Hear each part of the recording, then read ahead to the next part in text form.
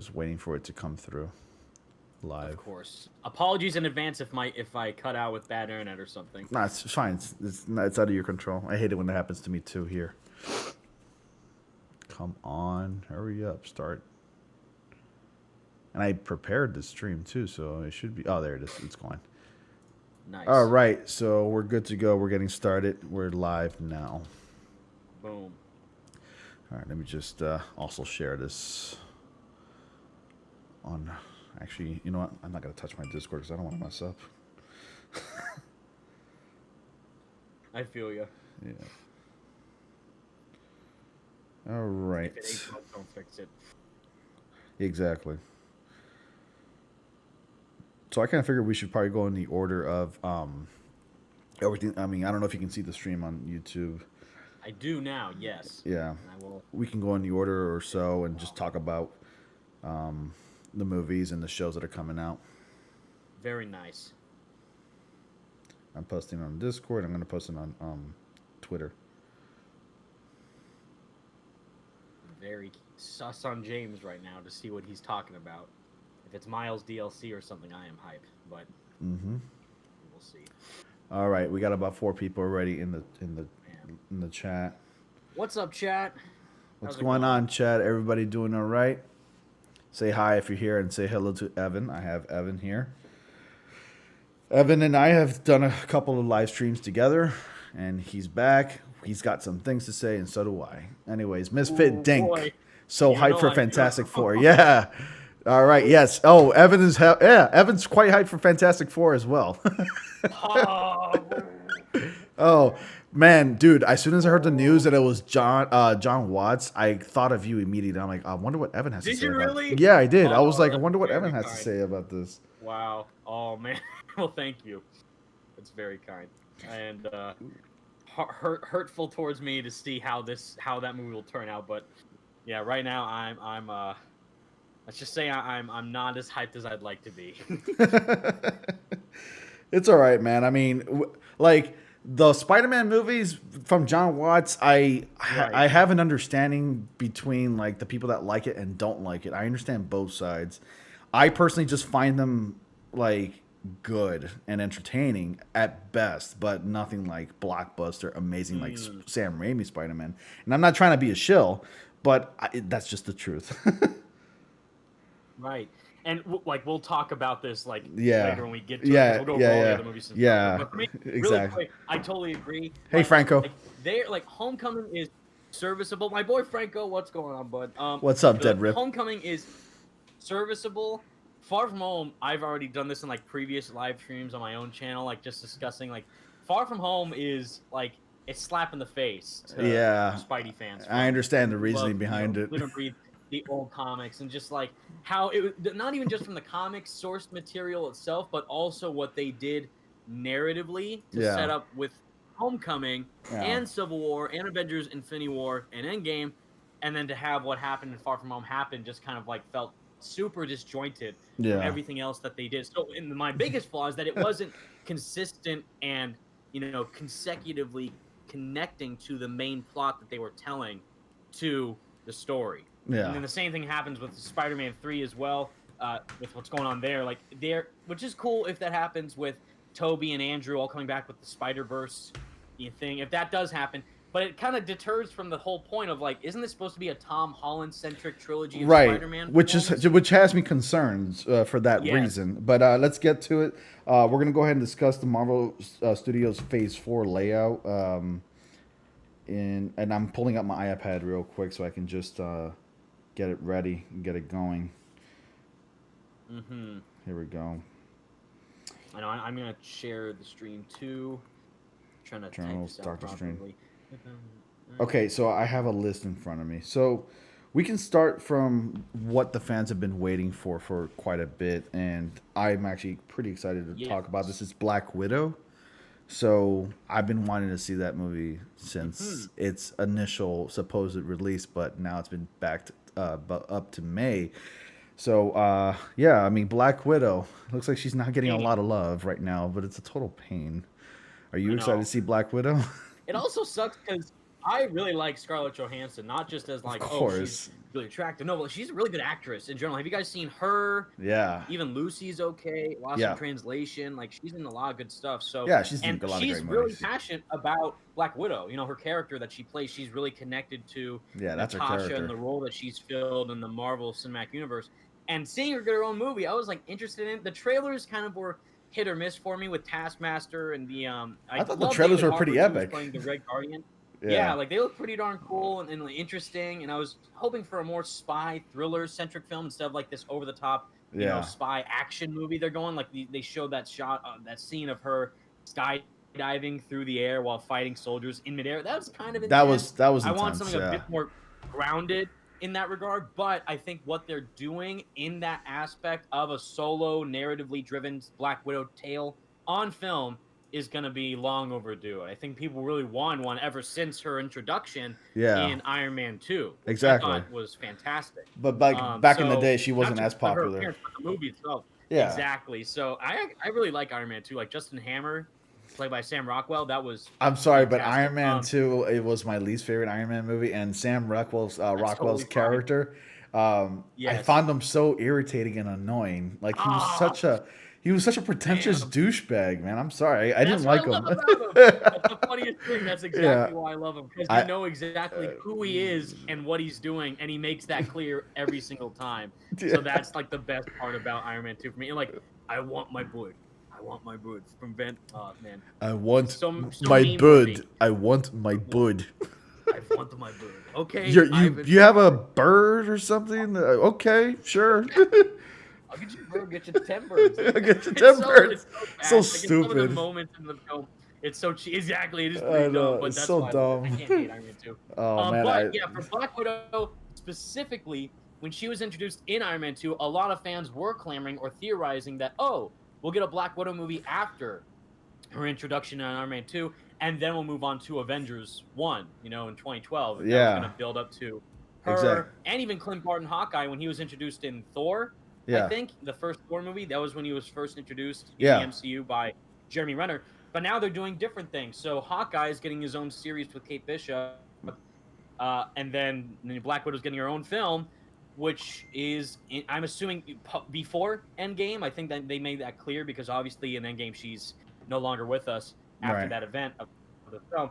But in this movie, it's showing her like obviously as the core Black Widow that we know from the comics, and how she can kind of go up against these threats without needing the Avengers to help her or be there for her. She's there on her own with her own cast of characters, and that's going to be cool to see. Yeah, definitely. I can't wait to see what like the Marvel Studios takes this Black Widow, where he takes it.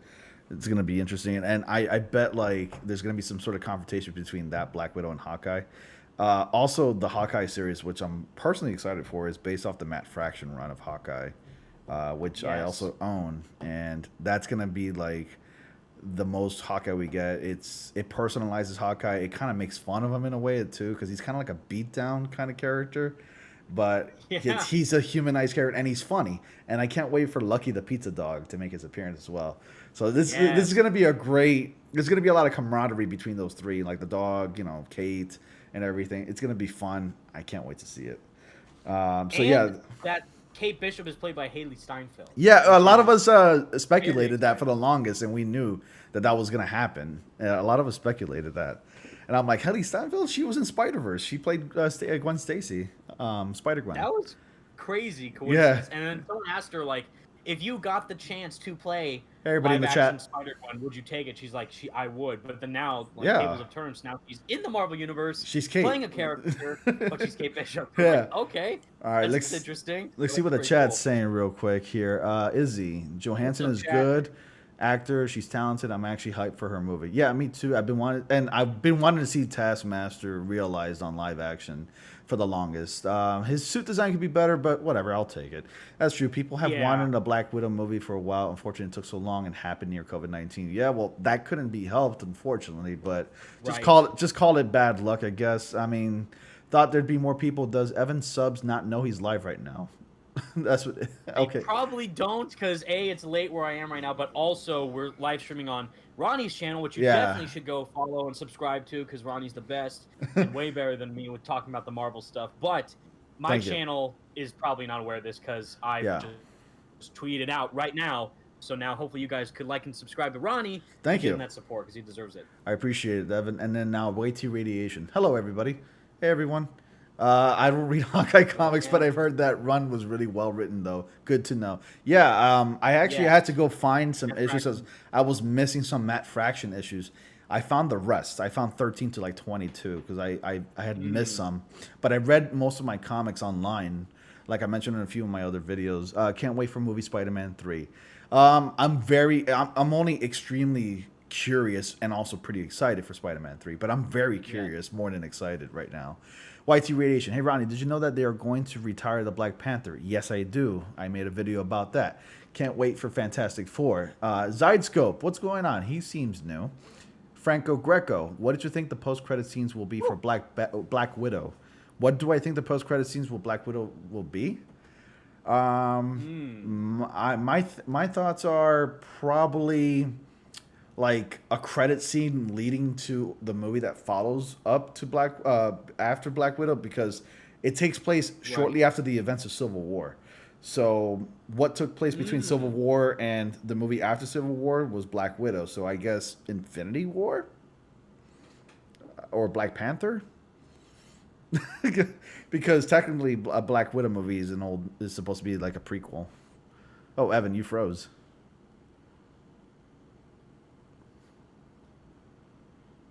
Hello?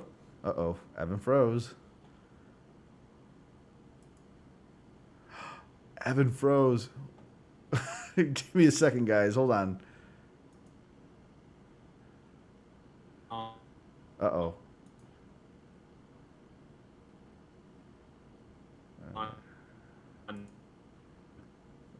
Let's try to let me get the call back on. Hold on. Evan froze. Oh, there he is. He's back. Am I back? Yeah, you're back, but you're big. You're taking up my okay, there it is. There you go. You're back. You froze for a second. All right. So the question was my cutoff chat. That's, no worries. My bad internet. That's not COVID proof, sadly. It's cool. It's good. Struggling out here. So the question was, what are your thoughts about what do you think will be the post-credit scenes for Black Widow? It is a prequel movie technically, so we know the events that follow up of Black Widow, but we can get something else, perhaps like an X-Men tease or something. Because now that they have the rights to these characters, and it even said, I believe last year's Comic-Con, I wasn't there in Hall H when Kevin Feige was there presenting, but I'm pretty sure he brought up mutants, right? Like from the MCU. I think now it's confirmed the X-Men and Fantastic Four and the Fox-centered Marvel characters can now come into the MCU. Because now even Deadpool is going to be part of the MCU, right? Or at least the third movie is going to be in the universe, the MCU, I think. It is. It's under the Marvel. Who do Bob's Burgers, which is the coolest. That is the sickest, most like intricate level of writing that you could possibly do for a character like Deadpool. Exactly. With Bob's Burgers, which is so good. So I find it so weird. I would think we would mainly do a tease for Black Widow's post-credit scene to set up the future of Phase 4 with whatever thing that they decide to show with, like, I don't know, WandaVision or something, but then the timeline wouldn't connect either. So something related to Black Widow, but also something to help out, relate to connect further into the Phase 4 stuff with the Marvel characters. So in that sense, we already see Taskmaster in her film, so maybe they'll show, like, there's other Black Widow-centric foes coming to face her. I think in the next Black Widow, if they do a Black Widow 2. Yeah. Or something like that. So maybe... I don't know if they're going to do a sequel, though. The history of the Red Room, like what's going on there, and how does that connect to Natasha's backstory going after the other Black Widows? Because there's multiple Black Widows, just like there's multiple Winter Soldiers. I don't know if they are going to do a sequel, but if they do, it'll be another Black Widow, because Natasha died. And there's Yelena. Belova, the other Black Widow. The other Black Widow. They already have that. So exactly. That's right. So, John Vibbs desperately wants your Spider-Man 3 opinions, but we'll get to that in a second, because John. Yes. Is that you? Me? Yeah. Are you playing that music? No. Music? Yeah. What music? On Discord. I should rock out if I can. Oh, I don't know. I don't think I am. Hold on a second. Let me see something. I heard some like sad violin music. Because I heard some sad violin. I don't know where it was coming from, Well, that was weird. Brandt, give me a violin. Yeah. Anyways, let me get to it. So, It's meme sad guy. because he's not in Spider-Man 3. Yeah. If that's happened. The meme guy, Toby and Andrew would either appear for a short time in Spider-Man 3 and will later appear in Doctor Strange 2. Okay, we'll get to the spider stuff in a bit. Hold on. We'll say that probably for last. Yeah, because that'll be the main Evan has some shit to say about that, and I got some stuff to say too. Yeah. All right. We'll be driving out the takes. Luke Wayne 1939. It looks like you're new here as well. Please join the channel if you get a chance. Luke are the Gotham Knights. Shout out to the Gotham Knights. All right, Luke Wayne. I think it'll help establish the multiverse for SM3. Okay, everybody's obsessed with Spider-Man 3 right now. You guys at Twitch, thank you for being here. SBYT. Well, if you guys are enjoying the stream and you want to hear our thoughts for Spider-Man 3, leave a like, drop a sub to Ronnie's channel because that definitely helps support him as much as possible. Thank you, and that guys. shows that you're interested in our thoughts for all these Marvel announcements. Not just Spider-Man 2, but also all the other stuff, which is cool to discuss. And my viewers, I personally haven't done on my channel, by the way, just as a little sidebar, because most of the audience that watches my stuff cares about Spider-Man, which is fine. But I know if I were to do a video about any of these Marvel things, I'd probably only want to discuss about Fantastic Four because that's the one that I care about the most compared to all these other ones. Marvel's first family. But also because A, that's the one I have the biggest problem with so far. But B, I love the Fantastic Four and mainly Reed Richards as a character. I feel like you're teasing everybody right now because of your thoughts on Fantastic Four. All right, so Deadpool. Zidescope says Deadpool will be rated R. He thinks yes, it will. So this I actually suspected this for the longest before the Disney Fox buyout. I came up with this idea where I thought like, here's a meta way to do this. Deadpool in his own movies, he could be rated R hardcore as he wants, but then he's aware that he's in a movie when he joins the Avengers, he goes down to PG-13, then he goes back to his own movie, he's back to R. So they're going with that route, and I'm like, I'm so glad they're doing that because they're not losing sight of the Deadpool character. So yeah, he will be rated R on his own, and technically it'll be Disney's movies. Yeah. Because you know how pissed people would be if they made it PG-13 or something like that to focus more on the more. I don't have a problem with Deadpool being PG-13. I don't have a problem with it at all. I wouldn't either. It's just that you have to do something that serves the character's story justice. Exactly. And for Deadpool, a character that's so vicious and so crazy and out there and so zany in that regard, both in violent manners but also humor manners with what he jokes about in the comics. R is like the best suited rating for him, which is why I think the Venom movie would have benefited a lot more if it was R with an R rating. Yeah, there are intense sequences in the comics. I mean, look at Joker. I mean, didn't Joker cross $1 billion? Yeah, because it was not just because of the R rating, but also because the story that it told was dark. It was gritty, but it was everybody also loves that. Realistic and really true to what the Joker kind of represents. I mean, that was their own take on the Joker, but the R rating really helped drive that forward more. So it's not just the sake of R for being R. Like Logan was R too, but that was because of the violent stuff with the claws and all that, but also because there got some dark moments in there with Logan's story. But I would say the rating should just do justice for whatever story and character type of progression you're trying to do. Don't make it R for the wrong reasons. Just make it R because if it does justify the R rating, then do it. Have you guys... So, do you think the MCU is starting to set up Dark Avengers and also maybe Secret Wars? Well, here's the thing, though. Initially, I had thought that Secret Invasion would be like the whole next Avengers level threat, but Secret Wars would be a better option, and Secret Invasion would be a series because it is a mini series in the comics. So I think that's really well suited. So it's a good decision that Marvel Studios made that. That's also suited for a TV show. Exactly. If they do a mini series of episodes with Nick Fury and Talos, it's going to be a mini series compared to on Disney Plus, a full movie or a full like Daredevil length season. Like it's a couple episodes here and then boom. Done. Oh, a TV show like 20 episodes TV show because like they're doing the Disney Plus show on Secret Invasion. Exactly because they're making it smaller in comparison to a full length season. Oh, I see. Yeah, like 6-8 episodes. Yeah, so they're fitting it more for whatever the story needs. So if it's shorter, then that suits fine for that narrative arc. Zidescope really wants that question answered. How do you feel about John Watts directing Fantastic Four? This is like the meme of this like chat right now. We'll answer that in a second. We're just teasing you right now at this moment. Okay, so we're going by the list. Yeah. So Deadpool needs to be violent and funny. Toretto, I mean, Deadpool. I mean, yes and no, because that's not really the main core of the character. Like, I've read a lot of Deadpool comics, and the cursing and the violence doesn't really compare to the movies. Like, you'd be surprised and shocked to see how much there isn't any cursing or violence in Deadpool comics. But like over the top stuff, like the Joe Kelly stuff, if you read Joe Kelly's Deadpool, that's over the top and very similar to the films. But other than that, you'd be surprised how much you don't see that either at the same time. And that's not like Deadpool at its core. I mean, he is a person. He does have feelings. There's a lot more to him than chimichangas and violence. Yeah, exactly. Like there's the difference that like the comic book community knows about online is that there's a big difference between Deadpool and who other people characterize as like meme pool. Yeah, you know, meme like, pool. Oh, like have you played the Deadpool video game? That video game is pretty much meme pool to a T. Exactly. But the movie actually does better justice to Wade Wilson and his character. Yeah. Even though the R rating has some violent moments, but they also did that to elaborate further on, you know, Deadpool's inner psyche and all that. So, and Deadpool 2 just took it off the rails, but I love Deadpool 2 as well. Yeah, those are really fantastic Deadpool movies. My mom is on the stream. Hi, Mom. Hey, Ronnie's mom.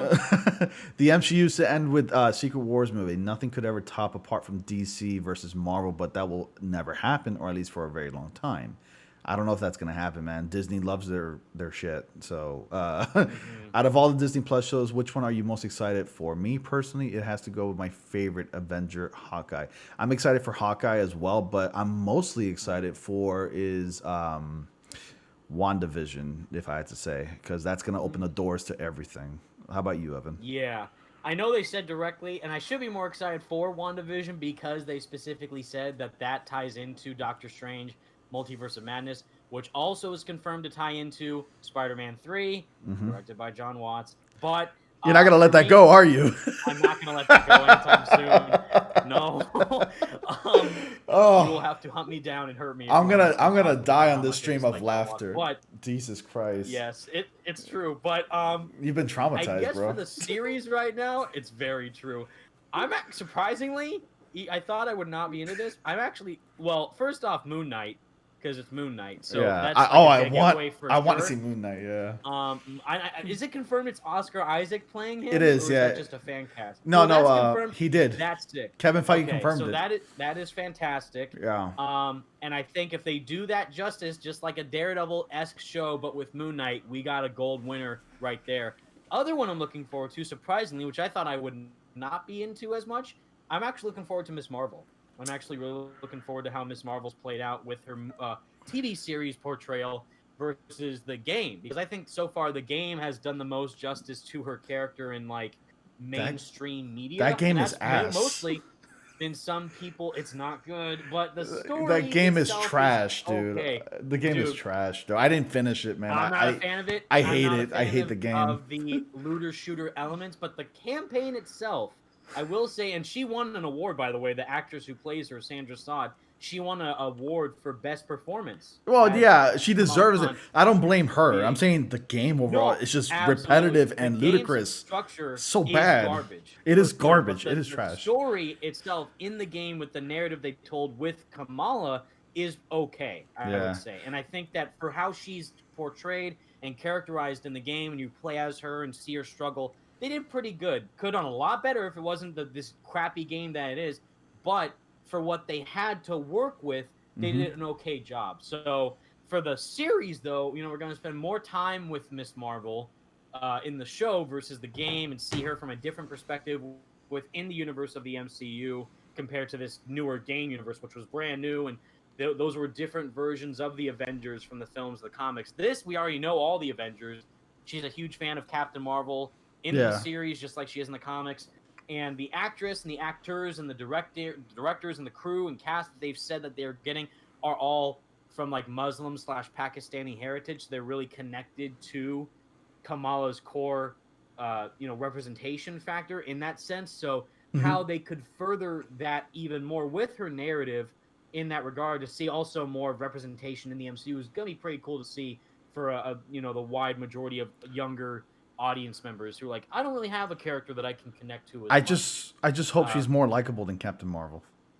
Yes, I still have not seen, by the way, Captain Marvel. You don't have to. I still have not seen it. You don't have to watch it. It's not that good. I saw Endgame, and she was in that, which was fine, but I did. But not she was see Captain barely Marvel, used. so. That's I know. it's so that's fine. A win. Yeah. So Yeah. Zidescope keeps on talking about Spider-Man, and like, I'm sorry we're teasing you so badly here, but I know. he It'll goes be worth like it. I don't think John Watts knows Spider-Man character well. Oh, you think he doesn't? He already he flat out said. Well, who is it? Zidescope, you said? Give Zidescope. Zidescope a gold star. Yeah. You're correct, sir. That's Yeah, the right answer. he actually came out like guessing, and he made it his own, like kind of directed his own thing. But whatever, I just You know what shocked me? All right. Which someone brought up, which I completely forgot about, is that it was confirmed, not theorized, not assumed, confirmed that the writers of Homecoming and Far From Home have not seen the previous Spider-Man films. Neither of them, from the Raimi series or the Amazing series. You know, I think to myself that the suits at like studios don't have souls, or they don't have fun, or they don't do anything. That's always in the back of my mind. But I'm thinking to myself, God, I hope I'm wrong. Like, I hope I am wrong, because this is under Marvel Studios. Speckle of hope. Yeah, but like every time, and I'm like Hawkeye, like don't do that. Don't give me hope. That's right. Yeah, don't give me hope. But don't give me hope, and don't give me John Watts is the most important thing. Also in the hashtag don't give me John Watts. Don't give me John Watts. But also in the sense that the writers don't, and that's not to say the writers don't have to watch. Uh-oh, you're freezing up again, Evan.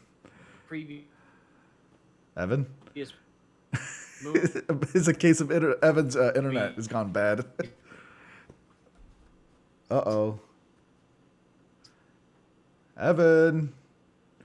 Hey, Evan, buddy, you okay there? Hard, to say the least. Oh, your internet was going out again. Yeah, you were glitching out badly. I was going on such a big John Watts rant. It's all right. Oh, my God, I'm sorry. All right, I was just saying that I basically, to summarize what I was saying before I cut off again, I'm not a fan of John's directing style from Clown, Cop Car, Homecoming, and Far From Home, and whatever Spider-Man Into the Homeverse 3 is going to be in the next one. I'm not really like, I would have been okay. How he directs movies and how he directs the cast as well. Yeah. I'm not a fan of it. Well, I'll just leave it at that for now. I would have been okay if like even Patton Oswalt directed Spider-Man. Like, he's a comic fan. That'd be cool. That would be cool. He's a good writer. Same thing with Fantastic Four though. Like, anyone else they could have chosen, which by the way I've put this on Twitter, is the main director. We'll get in Fantastic Four later, but the main director that I see as the core piece de resistance for like the definitive Fantastic Four movie is Alex Garland, who, if you guys don't know, directed Annihilation, Devs, which is this new show on Amazon, I think, and Ex Machina. Oh, Ex Machina. Robot movie with the actress who plays Tomb Raider. I forget her name. Alicia Vikander. No, Angelina Jolie, who plays Tomb Raider. Lara Croft. The new Tomb Raider. Oh, the new Tomb Raider. Oh, okay, yeah. And Oscar Isaac's in that too. Yeah. With Donald Gleason, Gleason, and Oscar Isaac and Alicia Vikander. That's her name. Real quick, people in the chat. If we're not getting to your questions immediately, don't fret, don't worry. If you want to ask those questions again later, do so. It's just that it's coming in quickly, and we're just having a conversation, really. Our minds are at a mile a minute, guys. Yeah, don't worry. We have a lot of. We notice you and we love you. And we got a lot of shit to say. We see all 10 of you in there. All 10 of you guys. Thanks for being real ones. Thanks for being in there, guys. 11 now. 11 now. Yeah. Boom. So the next topic, Shang-Chi and the Legend of the Ten Rings. Now, nice. I am a Enter the Dragon fan, and this is going to be Marvel's answer to Enter the Dragon. So if you have never seen Enter the Dragon, Bruce Lee, major ass kicking. They already finished production. They already finished filming the movie. So they just got to do post-production now. That's it. That's great. The movie's done. And Simu Liu, I'm so sorry if I'm pronouncing his name wrong, is a legend. Like, he's so passionate about the character. I've never heard of him, but like, I'm glad that a person like that has passion, because it'll make the movie better. So I'm looking forward to Shang-Chi and the Legend. I think my dad's gonna want to see that, and he's never heard of Shang-Chi, because he's a Bruce Lee fan and he loves his movies. He grew up in like the 70s and he watched it. So I think my dad's gonna want to see it. I'll tell him about it. So yeah, I mean, I actually never was familiar with Shang-Chi. Just putting it out there. I won't act like I am either. Yeah, no. But this is like gonna see it. You're gonna see it. The first introduction to him in a big manner will be this movie. But he's facing off an Iron Man villain. the Mandarin with the 10 rings. The Mandarin is the Mandarin's a cool he actually Iron Man exists. villain, but now he's gonna be fighting Shang-Chi with this, so that's gonna be cool. Oh, my cousin's here. Next. My cousin Goshen's Games here, big YouTuber guys, follow him. He's saying that if RDJ does not make a cameo, he'll be disappointed. I don't know if RDJ will make a cameo in. Is this before or after Endgame? This is gonna be post. RDJ would be so Tony Stark would be dead. I don't think gone, he's not gonna make a cameo appearance, which sucks. I really wanted to see Mandarin as a villain to Tony. Like that Iron Man 3 was like a Mandarin. Iron Man 3 was a middle finger to my face. I know. I swear, and it to all of us. Because they got Ben Kingsley, who's insanely good as an actor. Yeah. But then they got him as like a fake Mandarin. It was like like just did that whole thing. I Where, felt like Aldrich Killian, who's another Iron Man villain already. He's the Mandarin. He's the Mandarin. But then they did that one Marvel one-shot thing where they confirmed there is another real Mandarin out there. So then they kind of just retconned all of Iron Man 3, which that movie is already a train wreck in my eyes, but it has its moments, I guess. But yeah, it will be interesting to see how they flesh out the Mandarin further with Shang-Chi at the helm of his own movie, which is going to be pretty cool. Maybe a flashback sequence, my cousin's suggesting. Okay, I can probably see it. That could be happening like any movie, though. Like, what if they make Black Widow Taskmaster the enemy? They're gonna part the villain of Iron Man. And they're probably gonna be paying. Mad at Tony. That's why he became the Taskmaster. They're Tony flashback. And Black Widow. I have an argument about that later on in the stream, by the way, because I have some shit to say about that bothers me. But Zydescope, like he says that he made a certain face when Fantastic Four got announced. He went like this, like he was excited, and all of a sudden it says it'll be directed by John Watts, and he was like this. Yeah, it's so true. Man, Iron Man 3 is really good. All right, Night Spider-Pool, which I think you seem to be new. Iron Man 3 has its moments. Iron Man 3 is better than 2. Yes, sure. All right, yeah. All right, so that was Shang-Chi, and then we can now talk about Eternals. This one has me the most curious out of everything, by the way. I'm excited about everything, but this is the one that has me the most curious. I really want to see how they go. I mean, they already made some changes to certain characters, like gender swapping, and I don't know what the deal with that is, but whatever. It's fine, I guess. But it's a big cast ensemble on that one. And Angelina Jolie's in that one. And Salma Hayek. Yeah. Yeah. So that is going to be pretty cool. And again, just like Shang-Chi, I barely know anything about the Eternals. Me either. So when they announced it, like, this is our, I hope it's not a Inhumans situation, though. Oh, bro, no. Which what has me worried about the most. Well, technically, Miss Marvel is going to be the new first Inhuman in Marvel Studios. Because technically, Miss Marvel's Inhuman. Because they don't like to talk about Inhumans that much is the reason. So they're like, we have another Inhuman. Yeah, but way better. I blame the writers and I blame Marvel Television and their shitty quality production on TV. I will say, though, I do like The Runaways. I don't know if that's that was a good show. It got canceled, though. I do like The Runaways. Yeah, it was a good show. Yeah. But it was canceled. And this is not a series for you guys who don't. This is a movie, but it's interesting to see that they're going to do a movie about these rather obscure / lesser known characters within the Marvel universe. They're doing a movie for the Runaways? Realm of things. Like they're trying to say this is a very cosmic oriented story in a big action blockbuster film.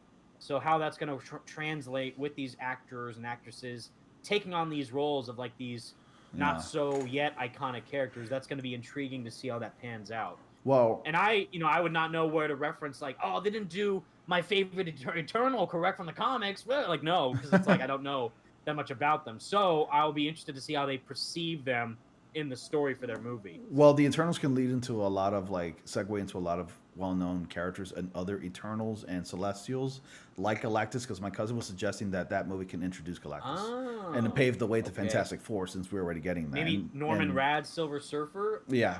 Cameo. Possibly? Silver. Yeah. Ooh, probably. Okay. And Fantastic Four. Galactus is a big Fantastic Four villain, and we're getting Kang the Conqueror in Ant-Man 3. Ant-Man and the Wasp. Quantum Mania. I love that title. I love that title, dude. It's so good. Fantastic. Fantastic. All right. So next topic, we're getting there. By the way, Spider-Man 3. We're Spider-Man. I'm going down the list. They didn't show it at the Investor Day, but they directly said it in the next Spider-Man film, connecting to Doctor Strange. Multiverse of Madness. Yeah. Which I'm confused. So Spider-Man 3 comes out next year, and then Doctor Strange. Doctor Strange comes out in 2022, and then Spider-Man comes out December next year. So then that means they're gonna try and have Doctor Strange cameo in Spider-Man 3. No, Doctor Strange is a supporting character in Spider-Man 3. He's gonna be the. He's actually a supporting cast. Yeah, it's a Spider-Man and Friends movie. Spider-Man Friends. Spider-Man is amazing side cast of Doc Octavius. Doc Ock is in the movie as well, and so is Andrew Garfield supposedly, and Tobey Maguire reportedly wants $15 million. So far, I'm just kind of taking it with a grain of salt because they said Emma Stone's back, Andrew's back, Kristen Dunst is I'm back, taking it with Toby's a huge back. stone. Nah, sounds too good to be true for me, so bro. I'm waiting. And now you see him behind me, right here. Yeah, exactly. I love Toby, massive Toby fan, but I also love Andrew, and I like bits of Tom. But I'm like, okay, so you're telling me that in Spider-Man 3, which is supposed to be a Tom Holland movie, the most exciting thing that we're going to see is Tom face off against Kraven, whoever the villain is. No, because whatever Tom does, no matter what he does in the movie, he could go streaking for all I care. No matter what he does, it's going to be outshined by Toby coming back or Andrew coming back as Spider-Man. That's the main thing that everyone will be talking about. That's a fact. I'm not even trying to diss Tom or whoever. You know that so many people love the Raimi films and even the Andrew films that they'll be talking about, what's Spider-Man 4 going to be like? Does this mean Sam Raimi will come back to direct his next movie? No, so it's like, that's the problem that I have, is that they're taking away all the elements of Tom in his own movie. So, and if they're saying like, oh, this is a Tom movie, but they have the cameos of the other Spider-Man with Doctor Strange as a supporting character, I thought he was like a little cameo, but he's actually going to be there like mentoring him or something. Didn't we learn from Spider-Man 3 and the Amazing Spider-Man 2 that if you add too much in one movie, it gets really, really convoluted and bad? I thought we learned from this 3 to 7+ years ago, almost 10 years ago now, since Spider-Man 3 came out in 2007. You're losing your breath there. You're gonna die. By the way, Izzy, just to answer your question, Kang the Conqueror is confirmed as a villain. It's not rumored. It was in the Disney conference. In Quantumania. Yeah, he's the confirmed villain. Yeah, it's not a rumor. That is nuts. I forgot the actor's name. It's something Jonathan Majors. He's playing Kang the Conqueror. Right, and I've never heard of him before. Which is also, if you don't know, Kang the Conqueror is a future. I guess you call it ascendant Nathaniel Richards, Reed Richards. You know, so I can't wait to see that. Thanks, John Watts. Great. Oh, buddy. All right, so can't wait for him to get their hands on that character. Hold on a second. I gotta turn on my AC. I'll be right back. No problem. I'll keep the chat entertained. All right, chat. Any questions you have for Ronnie or myself or Marvel Cast or Spider-Man 3 or anything? For me, I am excited for. Let's see. We have the list right here. Ant-Man and the Wasp: Quantumania, I'm interested in. Captain Marvel 2, I'm not interested in. Secret Invasion, slightly interested in. Guardians of the Galaxy Holiday Special, I could care less about, which that is getting to the point where it's super, like, milking the cow. You can say you're milking the cow for Spider-Man 3. I think the Guardians of the Galaxy Holiday Special is I want to see this holiday special because I'm a sucker for Christmas specials, okay? Are you serious, Yes, bro? I am. I want to see it. And that group of misfits is the perfect group for that kind of stuff. For Christmas? Yes. The Guardians Save Christmas. Don't hate. I'm a Christmas fan. Dude, I am a Christmas bitch. I love these movies, okay? Home Alone, The Grinch, Christmas specials, Charlie Brown, the Peanuts. Yeah. I'm a fan of that stuff. I'm a Christmas bitch. But man, at that point, like, Spider-Man 3 is gonna be a Kwanzaa special, bro. Yeah. Like, what are we doing here, dude? I'm very. It probably won't be as bad as that Star Wars Christmas special from like the 70s. Bro, the scary thing is, it kind of has me scared. Not John. I almost said John Watts. James Gunn has seen the holiday special and likes it, so that has me a bit scared. I'm like, uh-oh. So please don't do that for the Guardians. Oh, but production hasn't started on that movie. Agreed to doing this? Yeah, they're coming. They're all coming back. They're like, yeah, let's do a Christmas special. Like, what? Yeah. Okay. But here's one thing. This isn't Guardians 3 either, right? This takes place shortly before the release of Guardians 3, so it'll be 2020. Let me break it down. Let me break it down for you because I got everything memorized. So Guardians of the Galaxy 3, Guardians of the Galaxy Holiday Special will be a Disney Plus, one-time event special that airs on Disney Plus. Correct. Then, a short 5 months later, Guardians of the Galaxy 3 comes out in 2023. Wow. So it's just to hype you up for Guardians 3. So that's what it is, just for clarity's sakes. Where's our Hanukkah special, bro? Where's our Kwanzaa special? I'm not even Jewish or Kwanzaa, but still, I need we need representation. So Goshen's Game says Doctor Strange will continue where WandaVision Spider-Man 3 leaves off. Yes, that's correct.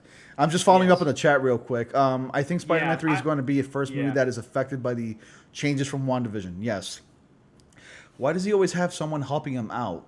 You mean Spider-Man, Zydescope? Yeah. Yes. For the long, I never wanted an independent Spider-Man movie for the longest until the recent Marvel Studios films. Until they started to do. I like him solo with maybe brief appearances of other characters, but I like him solo because I want Spider-Man to be reliable and independent in Marvel Studios. But I guess we're getting there because he's already getting older, So I guess we'll get there. I mean, and it's not that. I have that. Can't team up with someone because obviously that's the great thing about the MCU is that's the whole. They all exist. Yeah, they all exist in the same universe. So obviously you would want to see. Oh, let's have Spider-Man team up with Doctor Strange. Let's have him team up with Scarlet Witch. So that's obviously a golden opportunity right there that you have at your disposal. So obviously you should do it.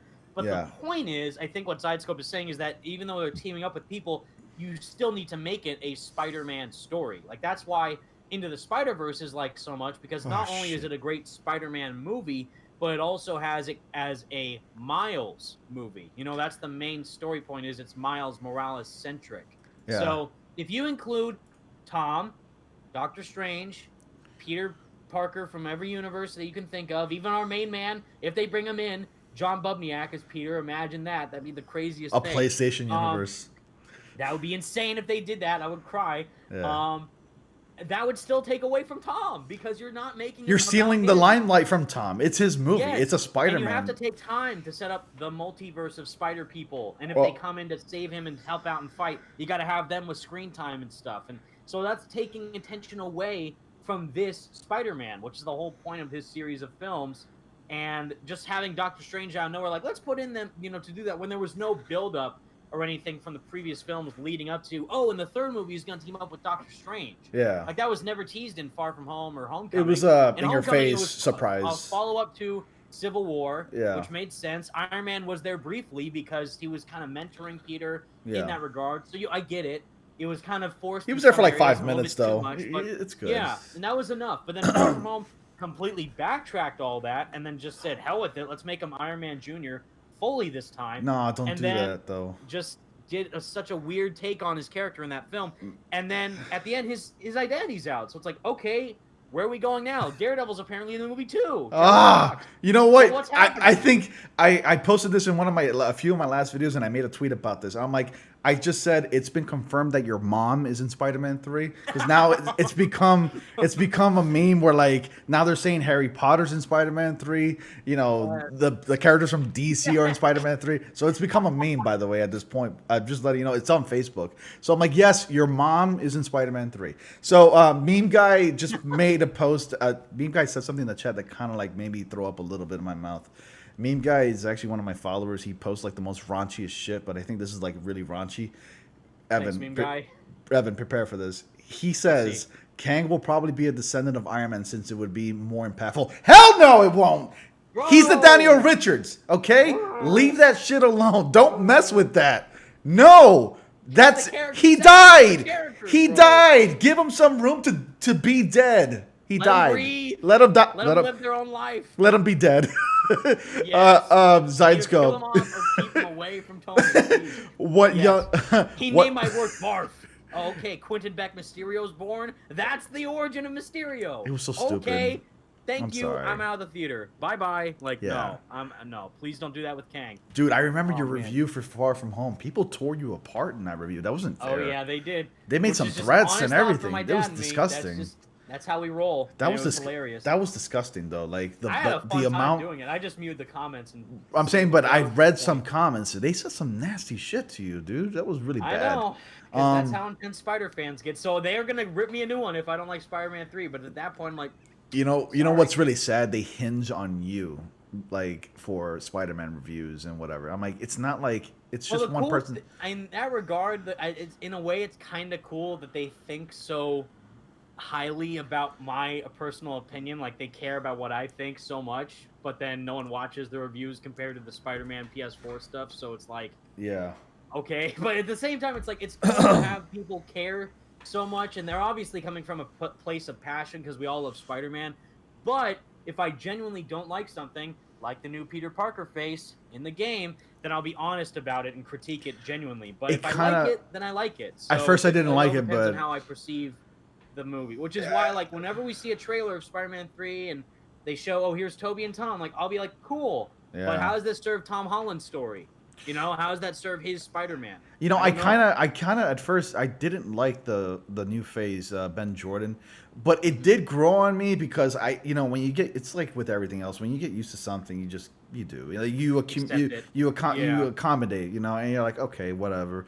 But I still to this day do not buy the reasoning whatsoever behind it. It is a terrible. Yeah. It was an awful excuse. I'm like, Insomniac, you gotta take this L, dude, because I'm not buying that at all. I'm not buying it. So, especially when everyone else looks the same, except for Peter. Exactly. They made minor like shades and changes to other characters, but like Peter's like the drastic different one. My cousin says he's excited. Story, though. My cousin says he's excited for Armor Wars. I am too, because it is Armor Wars seems cool. It's based on the Iron Man Armor Wars comics, where his armor gets into the wrong hands, and it's up to Tony Iron Man to get his armor back so it doesn't fall into the wrong hands. Every Iron Man movie that we've seen, though? It's the premise for his films. I mean, it's Iron Man. I mean, everybody wants his tech because nobody else can make tech like him. Tony's worst fear comes to life. His tech gets in the wrong hands of bad guys. So what was Iron Man 2 and Iron Man 3, sir? What are you talking about? And Ultron? What are we talking about here? I really wanted the Demon in the Bottle storyline to be taken on, like, put on the screen, but because it was Disney, they tried to do that. I think in Iron Man 2. It was loose, but like I really wanted that storyline, man. But it was loosely there, but like whatever. Yeah. He's drunk. Young Special says that he's interested, or she's interested. I don't know if you're a guy or girl. Sorry, into the She-Hulk. Me too. I think she's a very attractive-looking woman. Green is my type. 6'7", like I'm tall. There you go. But aside from that, I am very excited because they confirmed a lot of things that I wanted confirmed. Like Bruce Banner, Mark Ruffalo is appearing in the series throughout the series, and which is cool. Kevin Feige did tease other characters to be making an appearance that we don't know that could be making an appearance, like other lawyers. Right. Daredevil. Did you notice though? Yeah. Did you notice though that right after he said that, and the presentation screen that was behind him, it went from green to red? Yeah, it did. Yeah. So he totally teased other characters. But what I'm curious is if that's the fact, will they continue right where they left off from Netflix, or will they start all over again? Because other networks have done that before. Where like I threw an example out there in one of my videos. Supergirl used to air on CBS. CW took over, they just continue right where they left off. This happens all the time on TV. Networks make shifts with their shows, they give it to other networks, and then they continue right where they left off. Now they're going to do that, and if so, will they place the rest of the Netflix property on the mature content section of Disney Plus? That was my idea, to place it on the mature content section, because it's confirmed that we're getting a mature content section under Star in Disney Plus. So I'm thinking like Moon Knight and Blade and Daredevil and the rest of the cast characters, they're in that section, and you have to unlock it by putting in a password to get everything to populate on the Marvel Studios section. The kids table versus the adults table. Right. But for Marvel shows. Yeah, that works? I mean, I think like you would put a password, and then it auto-populates the rest of the mature stuff that you couldn't see in your regular login. So like that was my idea that I had. I was messing around with my head recently. I'm like, I think they should do that.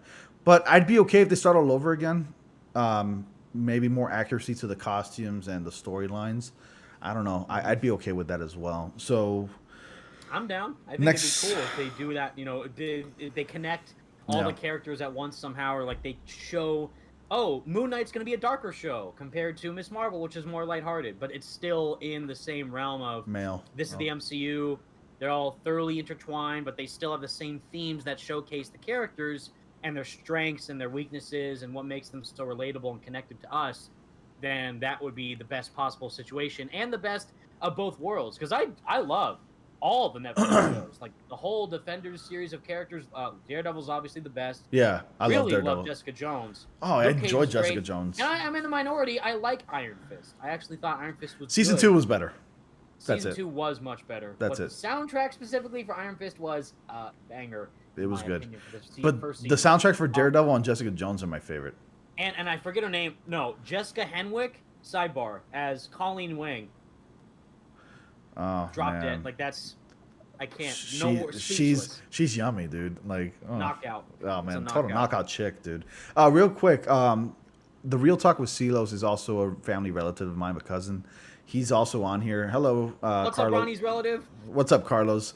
How you doing, man? Yeah, he's excited for all new Marvel shows and excited with Miss Marvel. Yeah, I'm excited for it too, definitely. I can't wait. Iron Fist as well didn't get the hate behind it. I hope they make him more accurate. Please give him a costume. Don't keep him in his civvies. What are your thoughts on the cast? Fantastic. Like, what was that? Yeah. Yeah, exactly. I was waiting for it, and they just gave him like a mask. Like, that's not enough. They didn't cast a Fantastic Four, Silos. Like, it's only in production right now. Who would you say? I know it's kind of hard because it's like off the top of your head, can't think of anyone. Me neither. But if you had to think of any actor, or actors to play the team, who would you choose? All right, so Mr. Fantastic and the Invisible Woman. So the ideal choice for those two, and I think everybody else can agree, John Krasinski and Emily Blunt, an actual couple in real life to play a couple in the comics. It's like the chemistry will be night and day. So and the weirdest thing about that is that John Krasinski auditioned to play Captain America. Yeah, he did. Yeah, who was played by Chris Evans. Perhaps who also played the Human Torch. So what the if they did that that'd be so meta. Perhaps he can be an alternate version of Captain America in the multiverse. Because he has that opportunity. He is buff now. He has that opportunity. Also, and then for the Thing. Well, anybody can be the Thing. The Thing is like made out of rock. I love Michael Chiklis. Michael Chiklis should return. Yes, please. I would like that. Dude. If they can bring back J.K. Simmons and Alfred Molina, why not? Michael Chiklis. And then to play Johnny Storm, Human Torch, Zac Efron. That's a good choice. Zac Efron. He's never done a Marvel or superhero movie before, right? Why? And he should. The guy's ripped. Yeah. He's a good-looking dude. He looks like the Johnny Storm type guy. You know, he's got the charm and the charisma. So just watch Baywatch. Zac Efron. And that's Johnny Storm. Yeah, that's Johnny Storm. That's him. In every movie he's ever been, he's Johnny Storm. For me, I agree with John Krasinski and Emily Blunt. I think the Thing, I do like Jamie Bell, but he was terribly casted as Ben Grimm in the Fantastic Four movie in 2015. Are you talking about Fan Four Stick? Fan Four Stick. I hate that Jamie freaking Bell movie, played dude. Ben Grimm. And I thought that movie. The casting choice I've ever seen. That movie has the worst lighting. Michael B. Jordan was a W. That was a crazy casting choice. That was a sick casting choice, though. It was interesting. For Ben Grimm, it would have to be. Sadly, he's already playing another character, and he just so happens to be in Black Widow. David Harbour should have been the Thing. Ben Grimm. Oh, he would have been great. The freaking best choice as that character. Yeah, for sure. Human Torch could be anyone, really. Zac Efron's a great pick. I would personally say someone a lot more charismatic and like humorous. Not saying that Zac Efron can't be that, but someone who just radiates that off of him everywhere he goes. And it wouldn't have to be like a comedian actor, but someone who's like just naturally witty in that aspect. Right. I can't think of anyone's per se to fill that role, but Michael B. Jordan and Chris Evans did great jobs in their casting choices for that. Right. But for the MCU-centric stuff, maybe they could go with someone a bit younger. If they decide to go like the Ultimate Comics route and make it like the kind of what they did in Fan Four Stick, but more maybe like a hybrid of the two. But I can't think of anyone for some reason. I love how everybody calls it that. But Zac Efron would be definitely a great choice. I didn't even think about it. Yeah. Fan Four Stick. That makes me laugh every time. Yeah, it makes me laugh. The best movie that everyone hates. Yeah, I know, man. I hate how like that movie is poorly lit. It's all dark throughout the entire movie. Have you noticed that? Stupid black suits as well. Like. Yeah. And it makes no sense. The movie sucks, and there were like scenes that were cut off that were in the trailer. I know.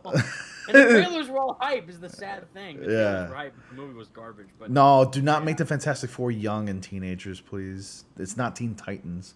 I would say Miles from Teen Wolf and Maze Runner forgot actors. Ooh, well, in that case, Dylan O'Brien. Okay, I don't know who that is, but okay. He was one of the rumored, before Tom Holland was cast, he was one of the rumored choices to play Spider-Man, and he's also done, not Teen Wolf stuff, but he did, is it like the Vampire Diaries or something? I don't know, but I didn't watch Maze that. Runner, and that was Dylan O'Brien. I'm probably mixing Oh, up wait, shows now I know who you're talking about. Yeah. Yeah, I know who you're talking about. I saw the trailers and I seen the videos. Dylan O'Brien would be a great choice. Dylan O'Brien, yeah. Okay, so next one. I'm very excited for this one because this is gonna be like going in the comedy route, but Thor: Love and Thunder, and I'm very curious and excited about this because we didn't think Natalie Portman would ever come back to these movies, and now she's back and she's playing Thor. And I'm like, wow, that caught me by surprise. I didn't see that coming. Yeah. And like to quote, what's Quicksilver? You didn't see that coming? I'm like, yeah, I didn't see it coming. So yeah, I'm excited for Thor and Love and Thunder. Guardians are set to appear in that movie, and vice versa. Thor is going to appear in Guardians 3 briefly. Yes. I really want to see where that goes, and if they're going to go with a cancer route with Thor, because Natalie Portman's character Jane does get cancer. If you read any of the new Thor runs, you know. Right. So I don't know if they are going to go with that route because Taika Waititi's directing it, and I think he said that he doesn't know if they're going to be going that route. So they could be doing something completely different. Then. Yeah, it is a different universe technically, so maybe they can. It's cool that they're making Natalie Portman Jane Thor in this one, so and Valkyrie is back too, so they'll be together. Natalie Portman's gonna have to get like pretty ripped. Yeah, that'll be interesting. Izzy says, "What about Logan Lerman to play Johnny Storm?" I know who that is actually. Yeah, Percy Jackson. Yeah, Logan Lerman from Percy Jackson. He can probably be Johnny Storm. Maybe. I don't know if I can see him as Johnny Storm, but I definitely would like to see him in a Marvel movie. Well, Johnny should be at least the youngest because they say that he doesn't have. They don't have to be teens, but at least make Johnny he's that younger pain in the ass brother. Brash, he's kind of a dick, but also funny at the same time and caring. He cares when it matters the most, which is the cool thing about him. But he always takes things like not seriously enough. But that's what makes him super fun to. I want Johnny Storm to badly interact with Spider-Man. Yeah, which is why you gotta get someone that could do good chemistry with Tom if they're gonna make them connected. They're best buddies. Yes. There are many hits. Best buds, which I love it. With Daredevil too. With all the Fantastic Four members, but he hates the Avengers in the comics, which is the craziest thing. That's the opposite. I feel like they might do now. He loves the Avengers, but he might hate the Fantastic Four. And I hope he's friends with Wolverine and Johnny and Daredevil. He's friends with all of them. He's not even an Avenger. And Wolverine, Wolverine was an Avenger in the comics at some point, but he's mainly an X-Man. Daredevil's a Defender. The Fantastic Four, and he's always at odds with Iron Man. So it's not like anything like, "Oh, I love you, Tony." Yeah. On the film. I was hoping they would do Mustache Bros like Tony and Doctor Strange. Yes. I was hoping they would do Mustache Bros. Science Mustache Bros like in like a high five. Bros. And Doctor Strange is like high five. Yeah. There are many hints in Spider-Man 1 that could have made it. Are you talking about the game, Young Special wanted to know your opinion about what are your thoughts if Spider-Man 2 was M-rated because of the symbiote? But that's the game. On the Marvel Games Twitter page, to burst anyone's bubbles who is wanting like a Punisher game, for example, I know that's like a really wanted thing within the community. Like, I want a dark, gritty Punisher game that's M-rated and has blood and gore and all that. So like they're wanting there's a Punisher game. Dark. There is one, but not like a modern day Punisher one, that game is good, but not like what's currently being made. Marvel Games on their official Twitter page to let all you know, the official source for news, updates, and everything Marvel Games. Console games rated RP to T by the ESRB. So confirm no Marvel game now or in the future will be rated M. It's only up to T or lower. Dang. So for that, the sequel's confirmed to be T. There you go. It's of course already confirmed, sorry. Yeah. But I think that they can go... I mean, however... Spider-Man PS4 was rated T, and yet there's a whole scene about a suicide bombers blowing up City Hall. But you don't really see anything graphic. Really, a guy killing himself. They censor the graphic. They censor the graphicness of that though. Like you don't really see. But it's still like, wow, they go dark. That is dark. That was the darkest moment in the game. I love that moment. Was intense, by the way. I love that moment. That moment was so intense, and I love it because they went the intense route. So they can, and just what Ronnie was talking about earlier, like there doesn't have to be a Deadpool movie. that's rated R. There can still be a Deadpool movie that can be rated PG-13. So for this, with the symbiote and how dark that can get for Peter, you can still keep that all T for teen, but at least take the narrative in directions that really showcase the struggles that Peter deals with the symbiote, turning him into Black Suit Spider-Man, and the darkness that he has to overcome as the hero that we know and love, instead of going down this less, heroic and Paramore path, pretty much. So I'm beyond excited. This isn't even about the shows anymore, about the game, but I'm just, Spider-Man 2 is going to be freaking incredible. By the way, I should have thought of this myself, but my cousin Goshen's game actually thought of this, and I didn't. And I'm like, I should have seen this one coming. You ever see Arrow, by the way, Evan? Like a couple seasons. Okay, so and a little bit of Crisis on Infinite Earths. You're aware that you're aware of the actor that Stephen Amell, who plays Arrow, Oliver Queen. Yes. He has a younger brother named Robbie Amell, and he looks like the Johnny Storm type person. That's why, and he should totally play Johnny Storm. Okay. Which I'm like thinking like that is a great idea. He seems to fit the Johnny Storm. Even Stephen Amell would be a good Johnny Storm.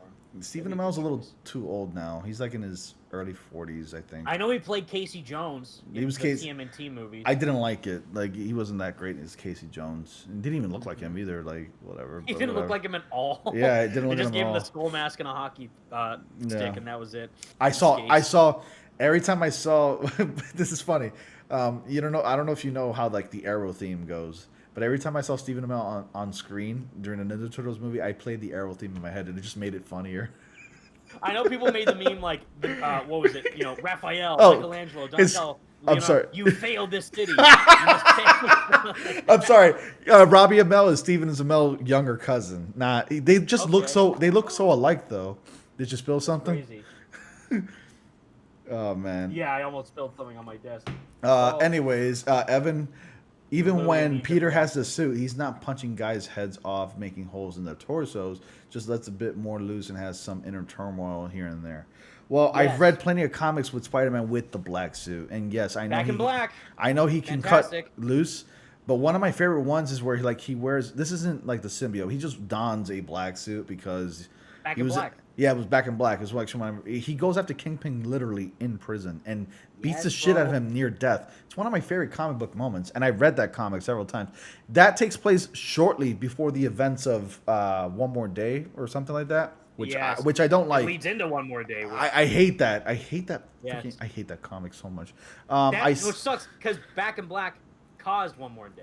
Yeah. Because of Aunt May getting shot. Which is like, I'm like, just let her die. She's already old. So hard because now the comics are still rectifying what One More Day did to Spider-Man, and it pissed me off because I hate Superior Spider-Man so much. I'm sorry, but I hate that whole story because the repercussions of what that did mainly for Peter and his life. So and One More Day is the cause of that, so it's just bad. But that Back in Black and Ultimate Spider-Man, where he first dons the black suit in that story, are like some of the best moments where he's in the symbiote and what that happens and what he does while he's wearing it. And he's so conflicted in inner turmoil because like, this isn't who I am, but it is who I could be, and how the power can influence Peter over the responsibility, like too much power over responsibility and how that affects him. So if they do that in the sequel, be greater, be yourself, be stronger, or this black suit coming in, getting those gains. Be amazing or be superior. Be superior, be spectacular, stronger, powerful, be spectacular. Any adjective used to describe him is now perfect. We have the home movies. We gotta have Far From Home, Homecoming, whatever Home 3 is gonna be. So the games, it's be something, be greater, be yourself, be. Goshen's game says Robbie Amell's playing Chris Redfield in the Resident Evil reboot. Yeah, I heard about that. Oh, okay. I say for Deadpool standalone movies should be R-rated, but when he crosses over the Avengers, that's the idea. They're going with that route. Marvel Studios already confirmed it. That's the idea, and I think the general audience will accept that. Like as long as he's able to be well, hardcore, executed properly with. Because again, like you like Ronnie said it perfectly in the stream, you guys. If it doesn't have to be R-rated, but can just be a story that suits the character's needs for the narrative that they're telling. Exactly. And if that happens to be PG-13, it's PG-13. If it just happens to be rated R, it's rated R. Just like Multiverse of Madness, it said, that's being directed by Sam Raimi, who's known for horror stuff and the Tobey Maguire Spider-Man films. but it's not rated R. It's rated PG-13. But then at the same time, Kevin Feige's saying it's going to be scary and more mind trippy and something you've never really seen in the MCU before. So that's like, well, it's PG-13, but it has a scary element. So I'm excited to see how that will translate into the film. I don't know if Meme Guy was listening, but Meme Guy, yes, I'm aware that Peter didn't wear the symbiote suit. I said that he was wearing the cloth suit. He was wearing a black version of his costume. I didn't say he had the symbiote when he fought Kingpin. Right. I'm aware of that. The sense that he's not it was his mood. Symbiote, but the black suit, you know, like he's in that darker mindset. Like even when he's wearing the cloth black suit in that comic storyline, he's like, there's a scene where he's like, a guy's trying to shoot him from like incognito style, like trying to under the cover, and he's like, you know, he breaks his arm, and he's like, you pick your gun up. You're like, you try and shoot me again, see what happens. Pick your gun up. So he's like, damn, like he's going in on it, and I love it. I love exactly. it so much. Oh yeah, that represents his mood. Like I'm aware it wasn't the symbiote. Also, Evan, your screen you froze, by the way. I did. I apologize. Oh. I don't know if I can fix that. I think you can like disconnect and then reconnect the camera. Like, you know, click out of it and go back in. Let's see. Oh, there he goes. Okay, so he's gonna go back. He's coming back. Yeah. Oops. Yeah, Evan's face cam. My screen is gone. I apologize. It's all right. I mean, at least we can still hear your voice. There you go. You're back. All right. So, yes. May should just. All right. Let's move on from Spider-Man stuff. Yes. Yes, exactly. WandaVision. Interested. Yeah, definitely interested. Looks cool. I've seen a lot, and looks different. What I'm liking, it's different from everything else we've released. It's reminiscent of like the sitcoms from like the last 4 or 5 decades. Do you know Leave It to Beaver? 6 decades. Yeah, of course, I love it. I love Leave It to Beaver, and that's love the exactly movie too. What I'm getting from this. Yeah. Well, there's also the Brady Bunch, and then Roseanne, and some series from the 90s and 2000s. I love Elizabeth Olsen. I love Elizabeth Olsen. My God, she's so casting choices. She's Scarlet Witch, they did such a good job with her. She's great, man. Oh my God, such a beautiful woman too, man. Anyways, yeah, I'm definitely interested in WandaVision. I cannot wait for it, and I can't. We're gonna see Agatha. What's her name? God, Harkness or whatever her name is. The villain of Scarlet Witch and Doctor Strange. Agatha Harkness or something like that. Right. And let's see. I'm not interested in WandaVision in the slightest. I've never been into magic-y type shows. All right, Izzy. I mean, you don't really have to watch it if you don't want to. You must have a lot of fun at Harry Potter parties then. He probably doesn't attend them. Right. The Falcon and the Winter Soldier. All right, so we briefly touched upon this in the beginning. Yes, Meme Guy, you can call me a simp if you want. The Falcon and the I'll simp for Elizabeth Olsen, okay? Yes. That's okay. Okay, Elizabeth Olsen is bae. Honestly. I don't know anyone on earth who does not simp. She's a beautiful. I'm a man. That's a woman. I see what I see. I like what I see. Bam, done. Simple. Boom. Simp. Oh. Case closed. Anyways, let's see. So Falcon and the Winter Soldier. Now, there were some Easter eggs in the Falcon and the Winter Soldier. We got a good look at Zemo. He was wearing his actual purple outfit in the coat that with has like me the fur. hyped. He's wearing he's gonna wear his trademark family mask that he wears in the comics, which we wanted to see in the movie. But he hadn't been established that way. But now we're getting it. We're getting it. But I would love to see it with him and Captain America. 4 years later. 5 years later by the time it comes out. Fantastic. But yeah, that looks cool. Daniel Bruhl's going to kill it as always. Yeah. As Zemo. What I'm interested in is what they describe the show as. It's a 6-episode series. It's like a movie. As a Marvel movie. Yeah, it's a movie. Or like a Marvel movie split up into 6 episodes. So that's interesting. And they're 1 hour, I think, each. 1 hour. Across 6 episodes for 1 movie. Yeah. But it's a series. So it's like, holy crap, you know, they're trying to do something very, like Daredevil-esque. Like, this is like a Marvel movie, but this is Marvel this is Marvel Studios production level. Like, Marvel Television never had that production. Oh, yeah. Never had access to that. Canyon. Yeah. Yeah. It's like watching a movie, basically. It's a movie quality show. One thing I'm worried about, though, is if the chemistry between the two will work. Because when they were doing, like, little jokes at the end, I didn't really feel their connection with each other. Like, oh, that cyborg brainiac is gonna explode. I can see the gears turning. Like, it's gonna be a good buddy cop movie. Buddy cop with Falcon and Winter Soldier. Yeah, superheroes. Interesting combo, but it's interesting because it's also relating to Captain America's legacy with the two of them. Because in the comics, both of them become Captain America. So it's gonna be interesting to see how they. I was surprised that Bucky didn't get that title in the end of Endgame. Series. Yeah. You know, can you Falcon move? got, or he like, Falcon you're got okay, it. Sam. Yeah. You got this. I was like, wow, okay. Can you move your suit up? Yes.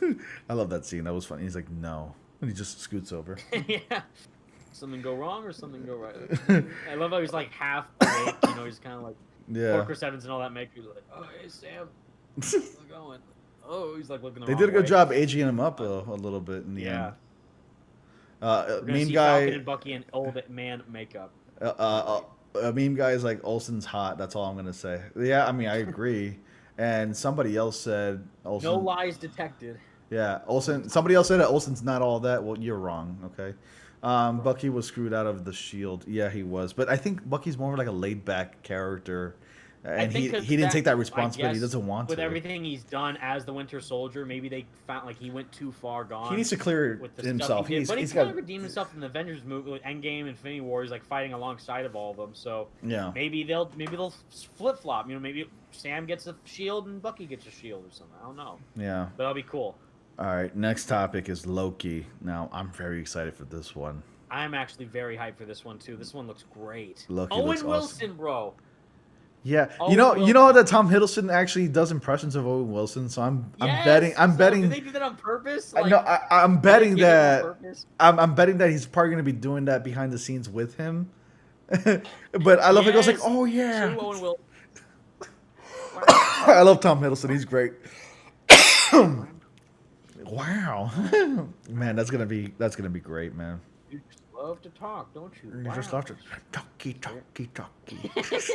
But I had this theory because I made a TVA. Wow. Yeah, wow. I had this theory that Owen Wilson would play Justice Peace from the comics because the Time Variance Authority has like these group of soldiers, and Justice Peace is one of them, and they just basically check for any discrepancies within the time variants. So yeah, so I think he would play him, but I don't know if he is playing. And did they tease like Loki for president at the end with the Loki badge? Yeah, that's from the that's ripped out of the comics that came out recently with Loki's own comic, like right out of the covers. Fantastic.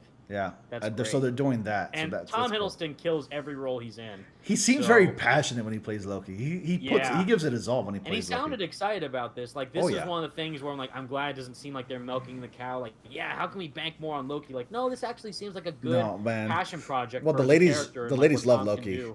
The ladies love Loki. Unlike the holiday special. I'm sorry, Ronnie, but I'm like, oh come on, Evan. Groot saves Christmas. I want to see the holiday special. Don't say that. As a tree, that's kind of like on the nose, corny ass. Like he's gonna wear ornaments over him, bro. Oh my god! Don't do that to me. I am Christmas. I am Christmas. Young Special. I wonder when the symbiote will be introduced in the MCU, nor the Osborns which will introduce Oscorp. Since Venom is being crossed over, I think that's when we get the symbiote in the MCU. Well, Morbius is still happening, shockingly, and that's apparently confirmed, right? In the MCU, because we saw Michael Keaton in the trailer. Yeah. So, and that's also part of the Sony universe of the I hate saying it, SUMC, the Sony universe of Marvel. Wait, SUMC. The Sony Marvel Cinematic Universe. SMCU. Marvel characters. No, Sony SMCU.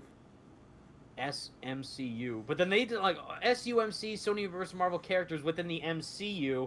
It's like I'm wanting to claw my face off. Like, it's just so complicated and dumb. Is Venom connected to the movies? Why can't Disney? Why can't Disney kick down the doors of Sony? And go like, we're buying this shit back. Yep. I can't stand. Let's do our own Venom movie, the MCU Disney Venom movie. Oh my Venom's gonna do a dance along with Spider-Man or something. Yeah. Okay. So next one. What if? See, I thought I would be interested in this one because I like the animation style, but I kind of felt less interested when I saw the trailer because just like that again is one of the more like that and the I Am Groot one. It's Marvel Studios' first animated series. I Am Groot shorts that they'll have with Groot. And yeah. Okay. I'm looking forward to that. The animation one of What If, which is a cool concept. Like T'Challa is going to be Star-Lord. Steve Rogers is Iron Man, while Peggy Carter is Captain Britain. And then Zombie Cap versus Winter Soldier or something. So that's crazy. So all of it, What If, it's just cool. Whatever you want to happen could happen. But I for some reason, I'm not as hyped about it as I thought I was originally going to be. I can understand why you would feel that way. Oh, Yeah. man. And they were asking, Zydescope was asking, do you think Harry will ever be Peter's friend in the MCU?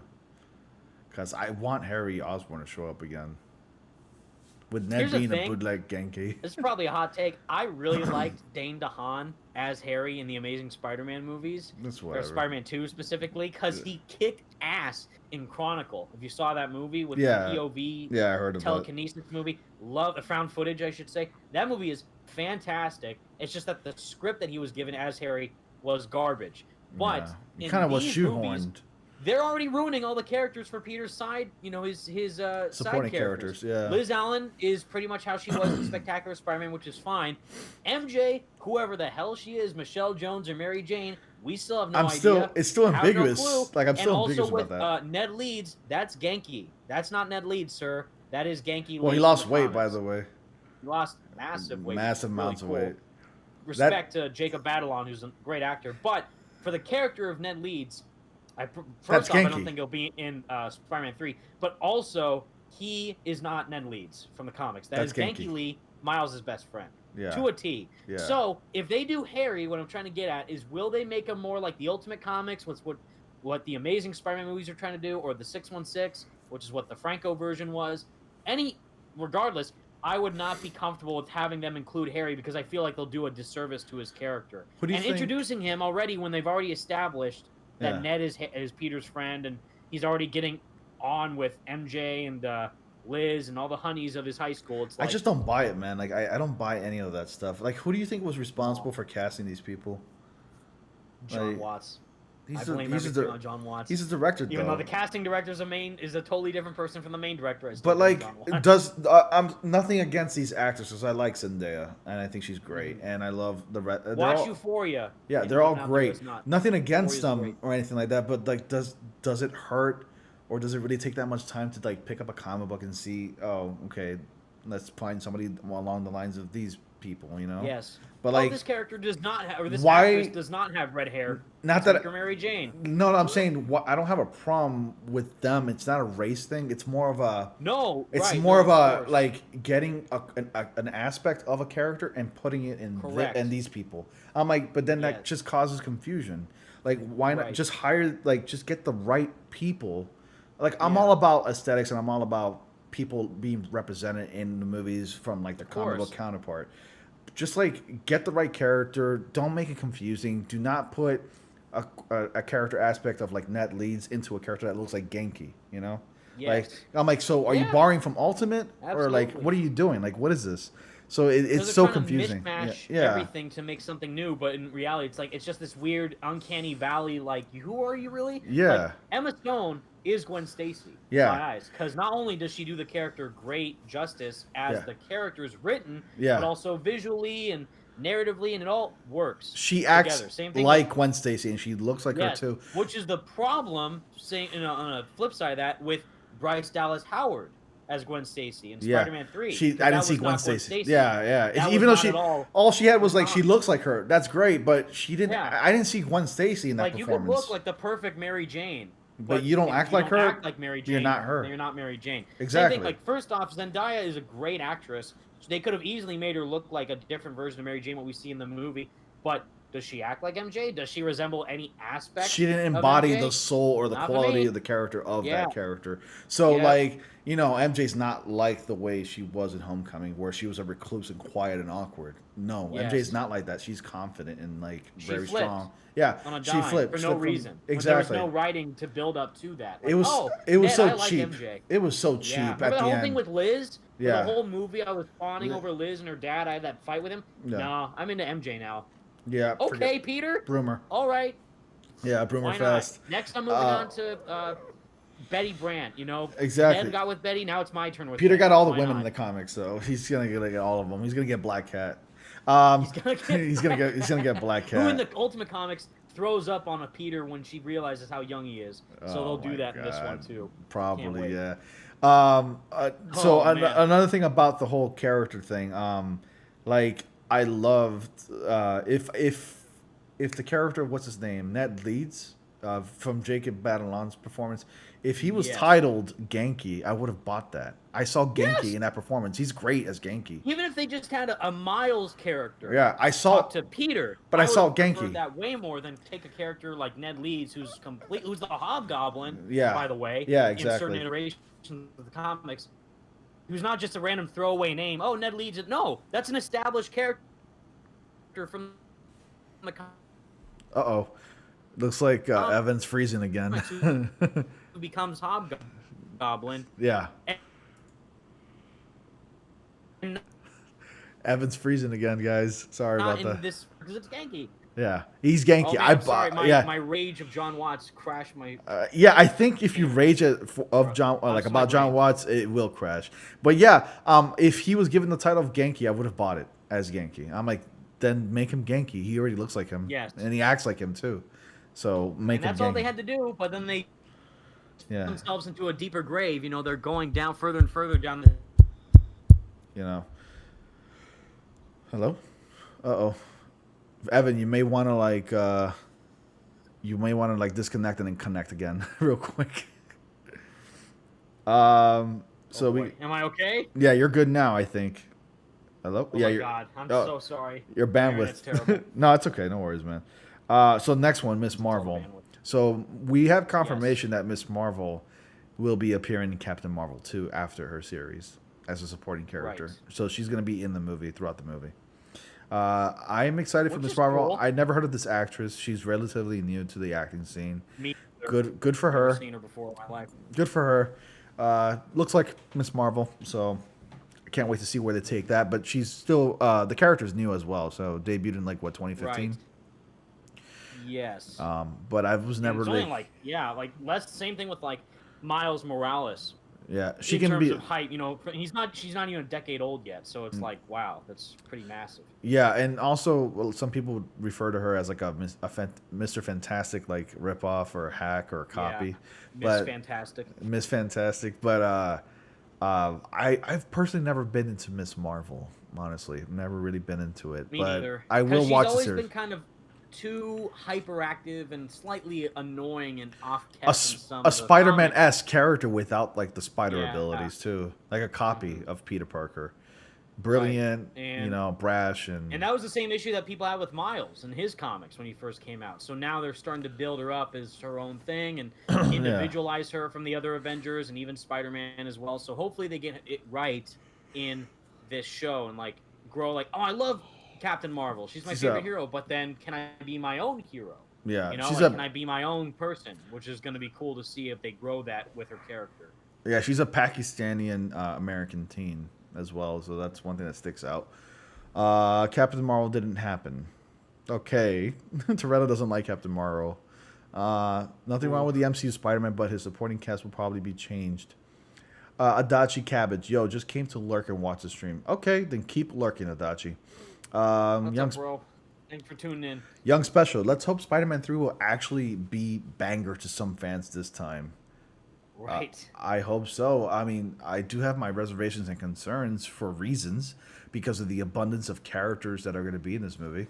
But I hope it is a banger. But it's probably going to be the longest Spider-Man movie ever. It's going to be maybe 3 hours probably tops, and it has to be. Did they confirm that? It is. They confirmed it's going to be the longest, but they didn't confirm how long. Okay. I think that's safe to assume then maybe over 3 hours plus. They would have to. It has to be 3 hours for the amount of characters that are in the movie, It has to be. But I will say that she needs a gym. Just saying. Who are you talking about, Izzy? Spider-Man 3 is a good, bad film. Spider-Man 3 hasn't even happened yet. Toretto, not the character. Toby's Spider-Man 3? Oh, Toby's. No. Okay, first of all, Spider-Man 3, the Tobey one is entertaining at best, but it's not good. Right. It's just not good. It's not awful, but it's not good. I didn't enjoy. Even though I have a massive Spider-Man 2 poster in my room, I still say that the best Spider-Man movie to date, besides the games and the animated movies, first one, in general, the best Spider-Man film of all time, period, is the first one. In my opinion. You're one of the other few that I know that like Spider-Man 1 more than any other sequel. Because I like Spider-Man 1 the most as well. I love Spider-Man 2, but Spider-Man 1, it's a social distancing 5 right there. 3 hours. Safety first, boys. Yeah, safety first. 3 hours of potential good screen time for Peter. Exactly. Yeah, Tom's Peter. Exactly. Mm-hmm. Scroll up, Ronnie. I'm talking about the actor for Kamala. She needs to lose weight. She's a 15-year-old girl. She doesn't need to lose weight. She was wearing like a No sweat. body shame, bro. Yeah, and she was wearing like a sweater that made her appear large. All sizes are beautiful. Yeah, all sizes are beautiful. I didn't even know it. I thought she just looks like a normal teenage girl. I think she looks like a normal teenage girl. Given a second thought.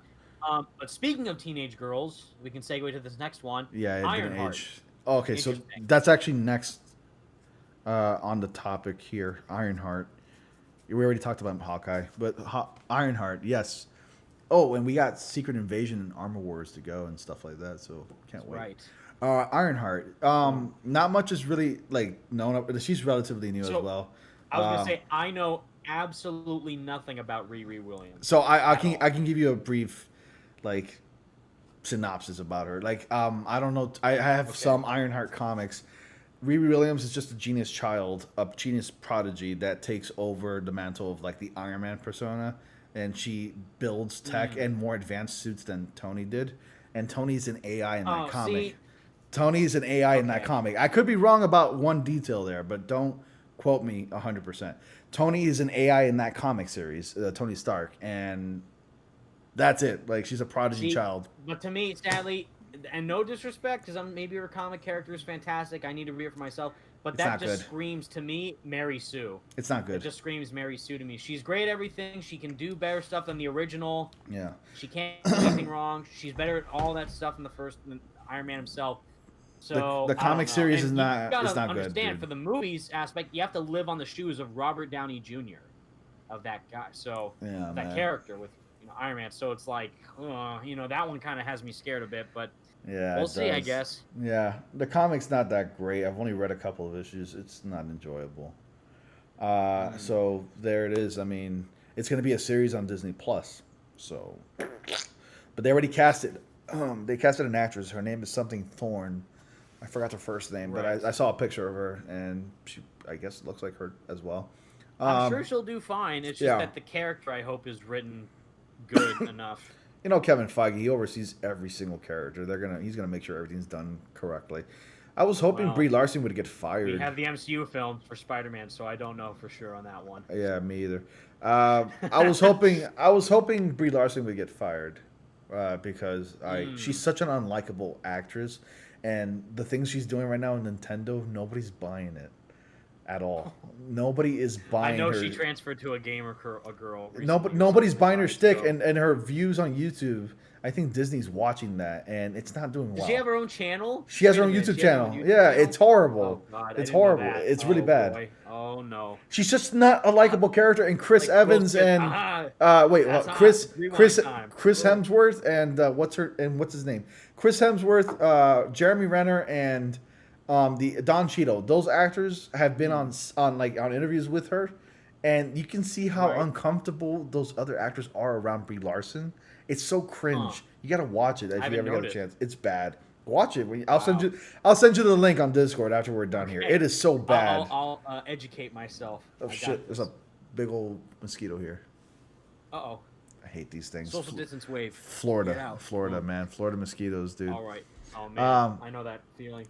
Yeah, in the series, Tony isn't AI because at the time Tony was dead in the comic. Yeah, so that's why they're doing this Ironheart thing, because Tony's dead in the movies. I'm still pissed that they never showed a flashback. So he'll come back probably. Yeah. But even then, it's like, cool, but you're there, but then let her have her own thing, not just be like Iron Man Jr. again. Night Spider-Pull, to answer your question, why do I want... literally Iron Man Jr. Yeah, it is. It's Iron Man Jr. Night Spider-Pull wants to know why I want Brie Larson fired. Everybody wants Brie Larson fired and recast. Nobody likes her. She's such a terrible person. Like, the things that she... I only know her from Captain Marvel, Scott Pilgrim. Yeah. 21 Jump Street. She was barely in that. And The Room. Exactly. Room. Just Room, not The Room. The Room is the better Room. Yes. Yeah, Room. The thing is that... An Oscar for? Academy Award winner or Oscar or something like that. Yeah. Well, the thing is that Night Spider-Pull, just to let you know, Brie Larson has said terrible things about white people and like white men. Oh boy. Like she said that. Boy. So, I feel I'm embraced already. Yeah, she's made racial remarks, and I'm surprised Disney didn't fire her ass about that. She's just not a good person. She's a terrible person. Can't Miles do better anything over the original, or am I wrong? For Spider-Man? Well, I think Spider-Man still has him over in experience. Like, everyone sort of hates Bray. And prowess and just overall style, but no exaggerated swagger of a black teen. Sadly, I love that meme. It's such a great meme. That's posted on their site, right? On Insomnia Games. That's everywhere, bro. The exaggerated swagger of a black teen. So that is one big advantage that Miles has. Peter Parker has the exaggerated swagger of a white teen. Peter has the exaggerated swagger of a middle-aged white man, but he's not a black teen, so that way Miles wins. God. I've been seeing that meme everywhere, Miles in the trailer, in the tweets. Swag and style, but in realism, I guess also the Venom powers add some edge. In the comics, the Spider-Man comic, when they first met in the Ultimate Universe, Miles defeated Peter with his Venom sting, but he didn't know about that at first, so that was like that one thing. But in terms of style and skill, in swinging of the game specifically, Miles looks cooler when he swings than Peter, but Peter's more experienced with age and years as Spider-Man under his belt. But no exaggerated swagger. So that's, no exaggerated swagger. Well, Peter tops Miles on everything else, like tech and brilliance and experience and whatever. Yeah. Yes. Absolutely. Without Peter, Miles couldn't do the web shooting. Peter's a player, by the way. Peter's a player with the ladies. Science nerd. Yeah, he's a player. He's been around. He's very kept to himself in the comics, and yet he gets every single girl he meets. He gets all the ass. He MJ, Gwen, Felicia, Deborah. He gets all that. He gets that Marvel ass. He gets all that. He gets all that ass. All that Marvel ass right there. He gets all that ass. Even the other Marvel superhero people, like Jessica Jones had a crush on him. Captain Marvel was into him. Yeah. Kitty Pryde was into him. My God, he gets everybody. Dude, like other people's moms, other people's Although moms I are into him. Felicia with Peter. That's my canon ship as Black Cat and Spider-Man. I have a thing. I have a thing for Silver Sable. I'm into older women, like in real life. That's a good point. Like, she's into him too. This is the only fact I'm going to bring up in this stream. I don't really talk about myself personally too much in my streams, but yes, I'm into older women. There's nothing wrong with that. Okay. But I'm into Silver Sable. Different strokes for different folks. I know, man. I'm into her, man. Silver Sable's my she's my squeeze, bro. Gotcha. Like Peter will win against Miles just because of experience. Yes, indeed. Peter Parker has the exaggerated swagger of a Caucasian depressed poor adult. All right, not bad, meme guy. All right, That's a big W for our boy. Young Filarca, young special says Evan Filarca. If Insomniac actually does Peter v Miles, how would you feel if they were only playing? If you were only playing Peter, think about that. Well, you have to fight Miles then. I think he means what the theory is going on, which I'm sure you know about this too, Ronnie. Is the theory is in the sequel, once he gets the symbiote, Miles has to fight him. Control at some point and fight Miles in the black suit. Which, in that point, would you want to fight Miles as Black Suit Peter, or fight Peter in the black suit as normal Miles? Maybe Miles will see how corrupt Peter is with that black suit, and he has to take control of him. Like, hey, it's like stop Peter from doing anything. In the comics, Venom kills Miles' mom. I'm not into gills, you stupid idiots. Yeah. They're saying I'm into gills. Insane. They're saying that I'm not. They're saying that I'm into grandmas. No, when I say older women, not like. Oh my God. No, not 70, 80-year-olds. I'm into like people that are. That's not the point. I'm into women that are in their 40s or 50s. Not a gilf. I'm 30 years old. I'm into women that are even in their late 30s. I love me some senior citizens. Like, no, that's not what he's saying. I'm sorry, but I'm not having supper at your place, Grandma. I'm also into women that are slightly younger than me as well. Yes, but I'm also into women that are mature, like in their 40s and 50s, early 50s. Right. They have a lot of experience. Let's say that. But they yes, do. Confirmed. But I feel you. I keep that. But, for that. I keep that. Yeah. Does it? Exactly. See me? I'm a man of many tastes. It doesn't matter for me. All people are beautiful. It's what's on the inside that counts. All right, meme guy's now he's just teasing me. He says I'm into great grandmas. All right, it's it's lazy writing from Miles to stop Peter and save him from the suit. Yeah, see, because I was saying the Venom killed Miles' mom in the comics, but Miles stopped Venom with his Venom powers. Because in the symbiote apparently is weak to his Venom powers. fire, and sound. Yeah. But I want there to be a moment where Peter, you're fighting Miles. This is how I want it to go down. We're going to talk about the shows, don't worry. But for me in the game, I want to fight Miles as Black Suit Peter. Really? He beats him to a bloody pulp. And then right when he's about to realize I'm about to kill Miles, he gets like super aware, like, oh my god, get this thing off me. And then you switch to Miles fighting Peter. A switcheroo. And then you go get back up, and then you do both. You have it both ways, and then you get Peter out of the suit as Miles with his Venom powers, fight him, find the weakness, and then the symbiote, after having been on Peter for so long, I'm assuming in the game, it'll crawl to Harry, and then turn him into Venom. Where does Eddie Brock fit into Venom this together as two Spider-Men. Game of the year. Right there. Boom. I like your theory, but I was really hoping for Eddie Brock to play into this, because now they're gonna make Harry Venom. Probably it could. I'm hyped for that though. I'm really excited for what that. It could be very emotional because well, one, we've seen that story before with Eddie Brock and Peter. You know, Eddie Brock being. We've seen that. That's probably why they're doing this. It's more emotional and more impactful because Harry's actually best friends with Peter. So you may have to make a tough choice to kill Harry. If you play Miles Morales, the game, there's one side mission where you're doing the races in Central Park, and he's giving Miles a backstory of him meeting Harry for the first time. Yeah. And he's like, Miles, after hearing that story, he's like, wow, I hope I meet Harry someday. It's like, whoo, you have no idea. Oh my god, that's like, oh man, what a crazy amount of foreshadowing. Like seriously. Yes. Oh man, that's gonna be intense. They got down. They have Spider-Man 2 written probably. That's already done.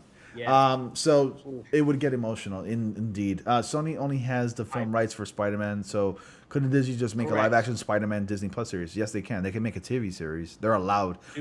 Marvel has the rights to the merchandise, the shows, and the TV series. Live-action series or a season 2 of the new animated series show. Well, Marvel has the rights to the products, like the merchandise, the TV series, and the promotional ads in the games. They have the rights to that. Yes. Sony only has the rights in the movies. That's all they got. That's why, like, I love it when people say, "Can Insomniac do a Daredevil game?" It's like, no, because Daredevil's not owned by Sony. Well, Daredevil. And that would also mean that Daredevil will be a PS4 exclusive or PlayStation exclusive. Daredevil's Marvel property, so Marvel can do it, not Insomniac. Yes. Marvel could make it multi-platform, but it would not be made by Insomniac. That's the thing. So, like, can Insomniac do Avengers? Can Insomniac do Defenders? Can they do Daredevil? Like, no, they can only do Spider-Man. Miles tells Peter what it means to be a hero. Power comes great responsibility. Peter runs away, then goes to the church that has the bells. A mental battle begins.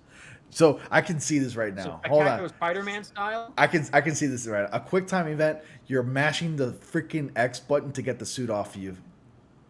I'm calling it now. Yes, dude. You mash. It's a quick time. I'm calling this. PS5 too. Yeah, I do. So imagine doing that with the DualSense. Oh, bro. And you feel the symbiote coming off. Oh my god, dude. I'm calling it now. I'm dating it. December 13th. I'm calling it. You're pulling out the symbiote suit is a quick time event and you're mashing a button of some kind on your PlayStation controller. I'm calling it. I'm getting hyped just talking about theories of what could happen. Well, but we're switching to the games from the movies though.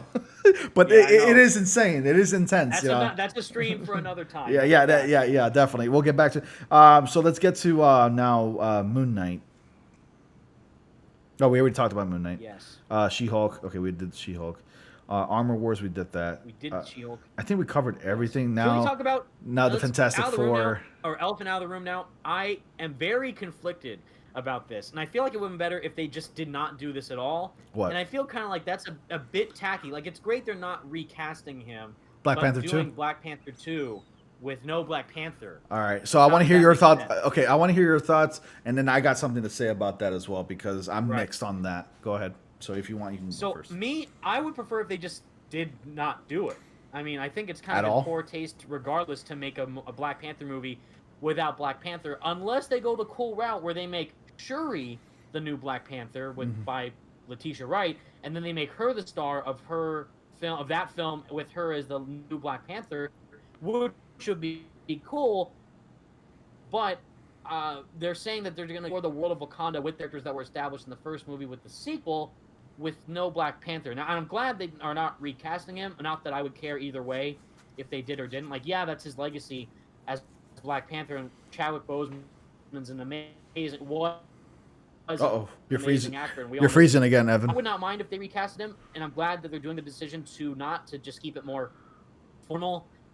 I'm sorry. Hold on, you're freezing again. Give it a keep second. It more formal with that. That they're not recasting, but I feel like if they just left it with no Black Panther 2 at all, I feel like that would be better. I think okay. Making a sequel. Uh-oh, it's crashing. Yeah, it's crashing again. Just give it a second, I guess. Maybe, like, I don't know, quit out of it and go back in. Or lower your ping, or your ping, or whatever it's called. No, it's cool. So I understand where you're coming from with, like, no Black Panther at all. Hello? Okay. Oh, shit. This is weird. No, this is weird. Let's try it again. Okay. Is there an adjustment you can do or something about your network? I'm trying to see if I can fix it.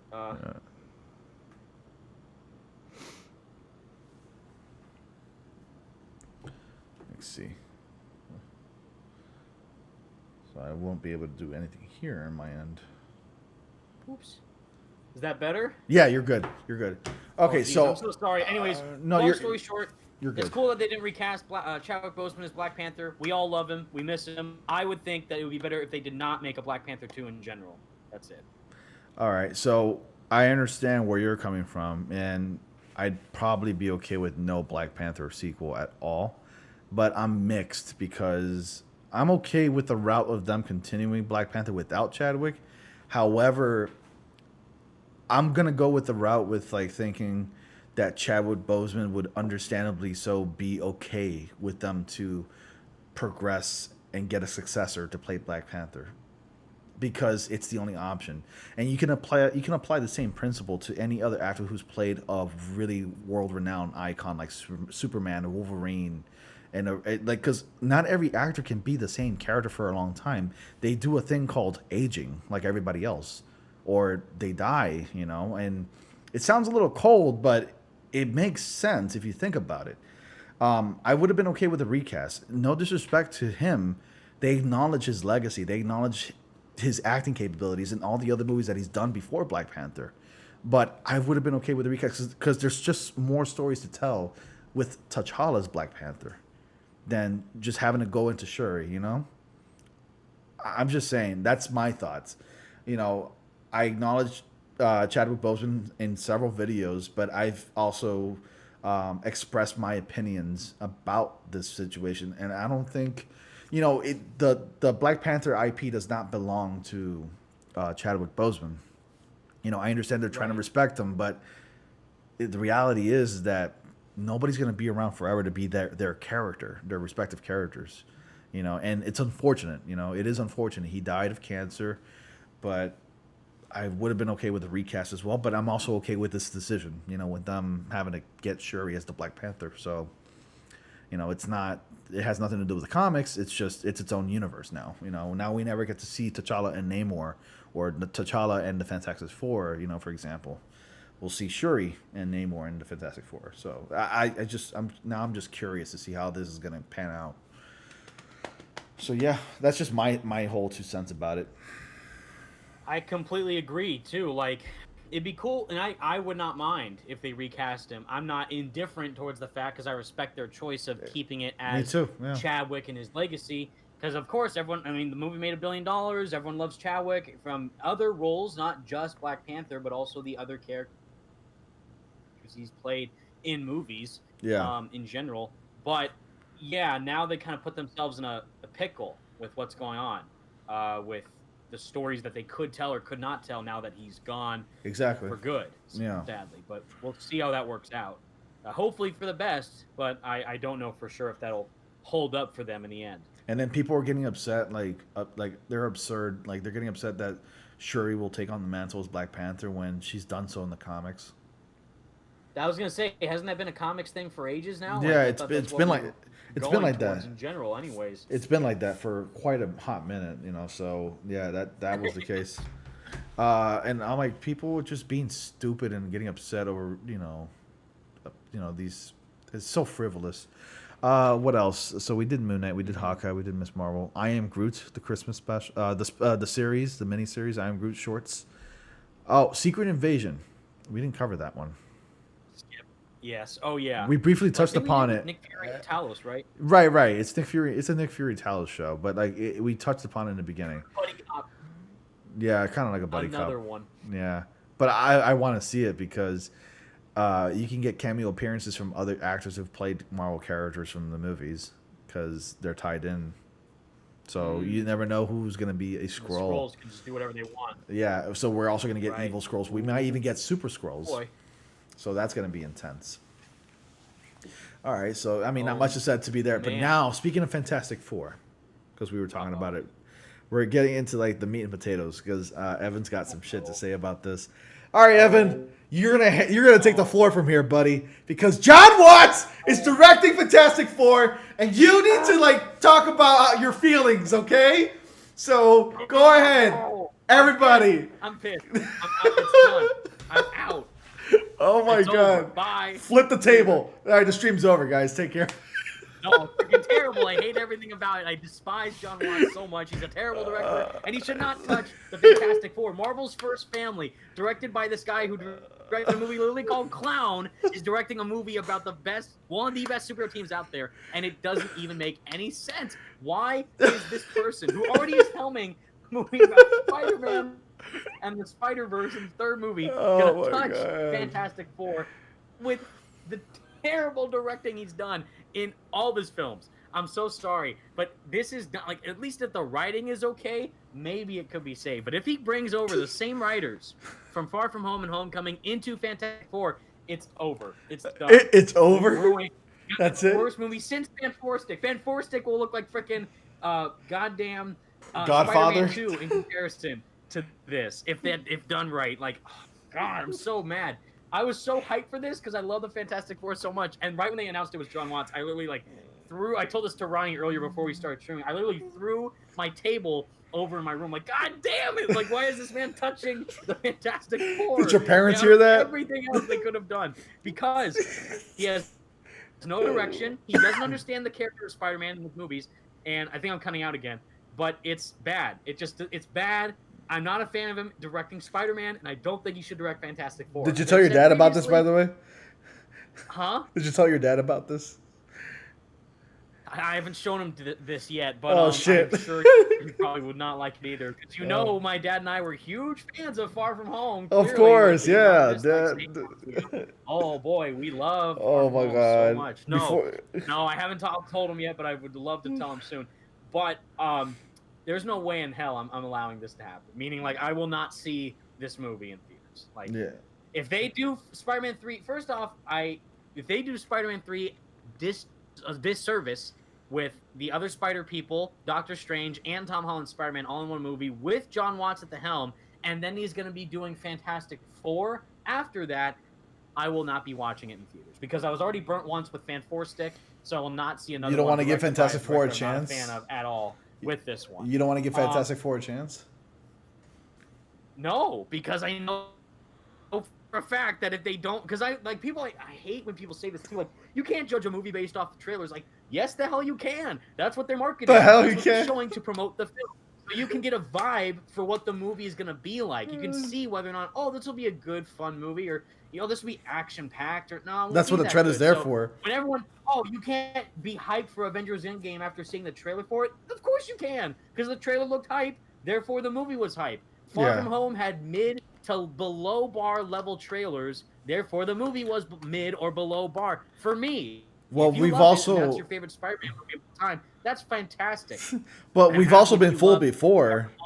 And like Homecoming and all that. That's fantastic. Yeah. Me, when I saw the trailers for Far From Home, I was not into it. I didn't like the direction it was going, and I thought the same thing was going to happen for the movie when seeing it in theaters. Guess what? The final result for the movie was exactly how I thought it was going to be. So if they do that again with Fantastic Four in the MCU, and they show it with John Watts' direction and his vision for the characters, and he gets them all wrong just like he does for Peter Parker, I'll be so upset that I won't see it. Because I've already been burnt once by Fan Four Stick.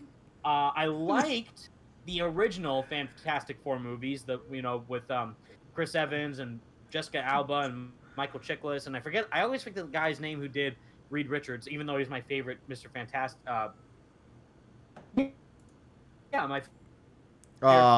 I know who you're talking about. The act. Fantastic actor to portray him so far is the one from the original movies. Yeah, he should probably return. I think he'd be great if he returned. Yeah. And if the casting, if they get great cast members for this movie, that's fine. But the writing and the directing and the overall visualization of where he's going to take the characters is what matters most to me as a fan of the cast and crew of the Fantastic Four and what the family of heroes mean to each other. They were not a family in Fan Four Stick. They were just some random strangers that kind of got drunk one night and went to an alternate dimension. That was the premise. It was really Fan stupid. Four Stick. That was how bad it was. So if they do something stupid like that again with this one, or do some dumb story and how they get their powers, or how they connect with each other and relate to each other on a deeper personal level as this family who just so happens to be heroes. That's what the Fantastic Four represents, and that's why I love them so much. So if he gets that wrong, Mr. Watts himself does dirty to my boy Ben Grimm or Johnny Storm or Reed Richards, I will literally not see the movie. And if the first trailer doesn't hook me right off the bat from the teaser, I'm gone. It sounds like you had some things to work out there, Evan. By the way, Evan, meme guy, this message is for you, but meme guy, he posted the funniest shit. He goes, John Watts hearing Evan complain about Fantastic Four, and then he says, I missed the part where that's my problem. I'm sorry.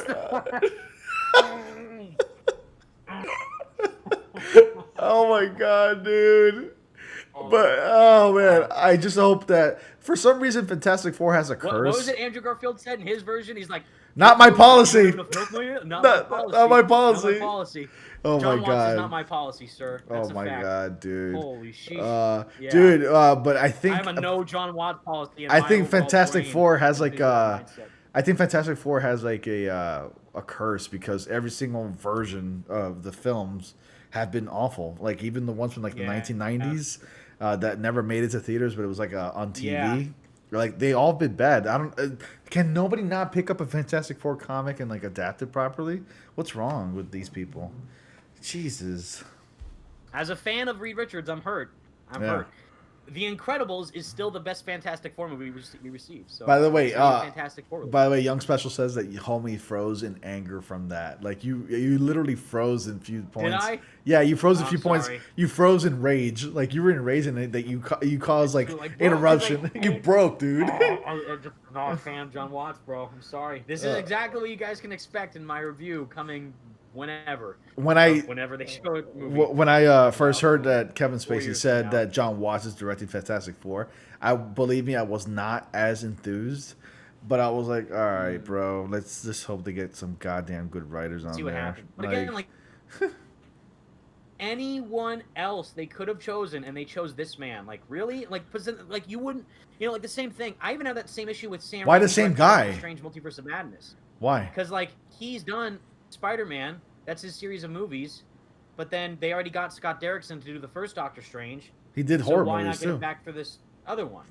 So it's Sam Raimi, that's his movie. Sam Raimi is familiar with horror films. He's done horror movies beforehand. Right, but then you could say the same thing with John Watts. He did freaking Clown and Cop Car, which are horror thrillers, and it's like that's not ever shown in freaking Homecoming. So it's like, and the main reason because he understands the characters. Sam Raimi understands Spider-Man is the thing. Yeah, a lot better. John Watts doesn't understand Spider-Man. Same thing. I don't didn't think read the comic. Has picked up a Fantastic Four comic.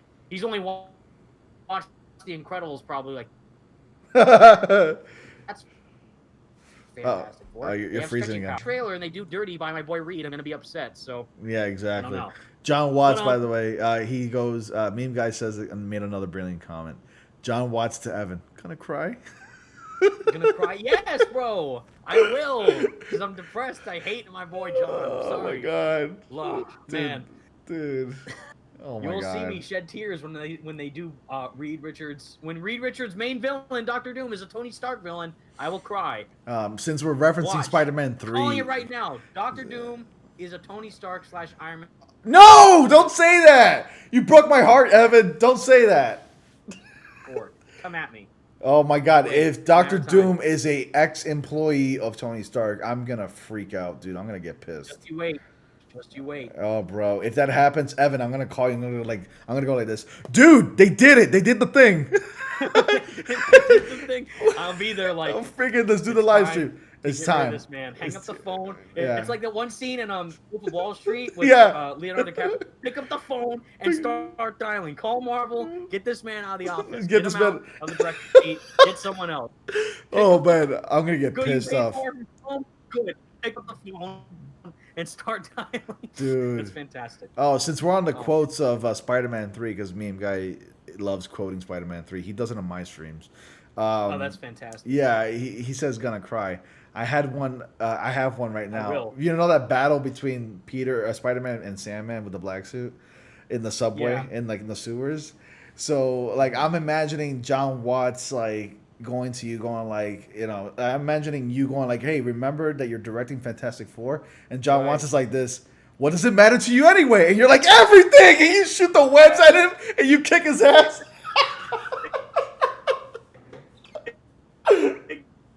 Oh, get him out. I just got lightheaded because of that. That was funny. Out of the way. Oh my god, dude. That was hilarious, dude. Hey, it's it's funnier. Bro. Yeah.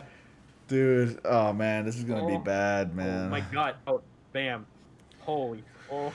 Oh, everybody now should ratio John Watts on Twitter if he has one. Ratio John Watts. Ratio on John Watts. I've seen. Dude. I put up that post of that one meme. My disappointment.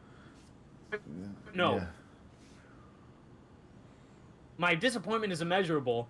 Yeah. My day is ruined. That's what I put under the Marvel Studios post when they tweeted that John Watts is directing it. I'm like, I feel like tweeting at John Watts right now, going like, John, not every single villain of Peter needs to have some sort of relationship to Tony Stark. This isn't like Peter solving Tony Stark's problem. This is Peter solving Spider-Man problems. Yes. Stop doing that. Exactly. Because he's not growing into his own. And that's even more so now. That's so annoying. Coming in the mix and Dr. Strange they're just relying on the popularity of RDJ Iron Man. Your identity's out, right? Your identity's known to the whole world now that you're Spider-Man.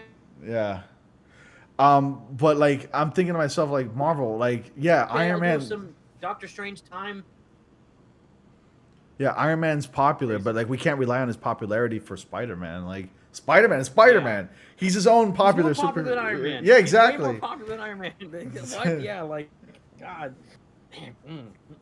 So I don't know.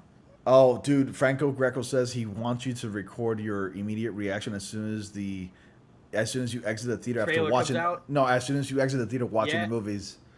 Oh, I'll put that on Twitter probably. Like, guys, my heart was broken. No, my disappointment is immeasurable, and my day is ruined. That's the whole meme. I'll put that out there. Seeing Fantastic Four, where Dr. Doom is a Tony Stark foe, and that'll be my immediate reaction. And all the MCU stands going like, you don't know what you're talking about. That movie was awesome. Insomniac shill, but hates the MCU. Like, no, because I hate the new. Insomniac shill hates the MCU. Like, oh man, they got me on that one. Oh, exposed. Get him out.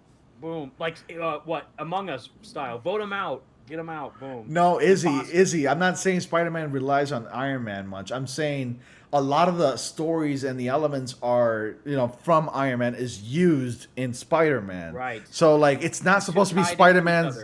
It's not supposed to be Spider-Man getting like the bad end of things because of what Iron Man did to a villain of Spider-Man.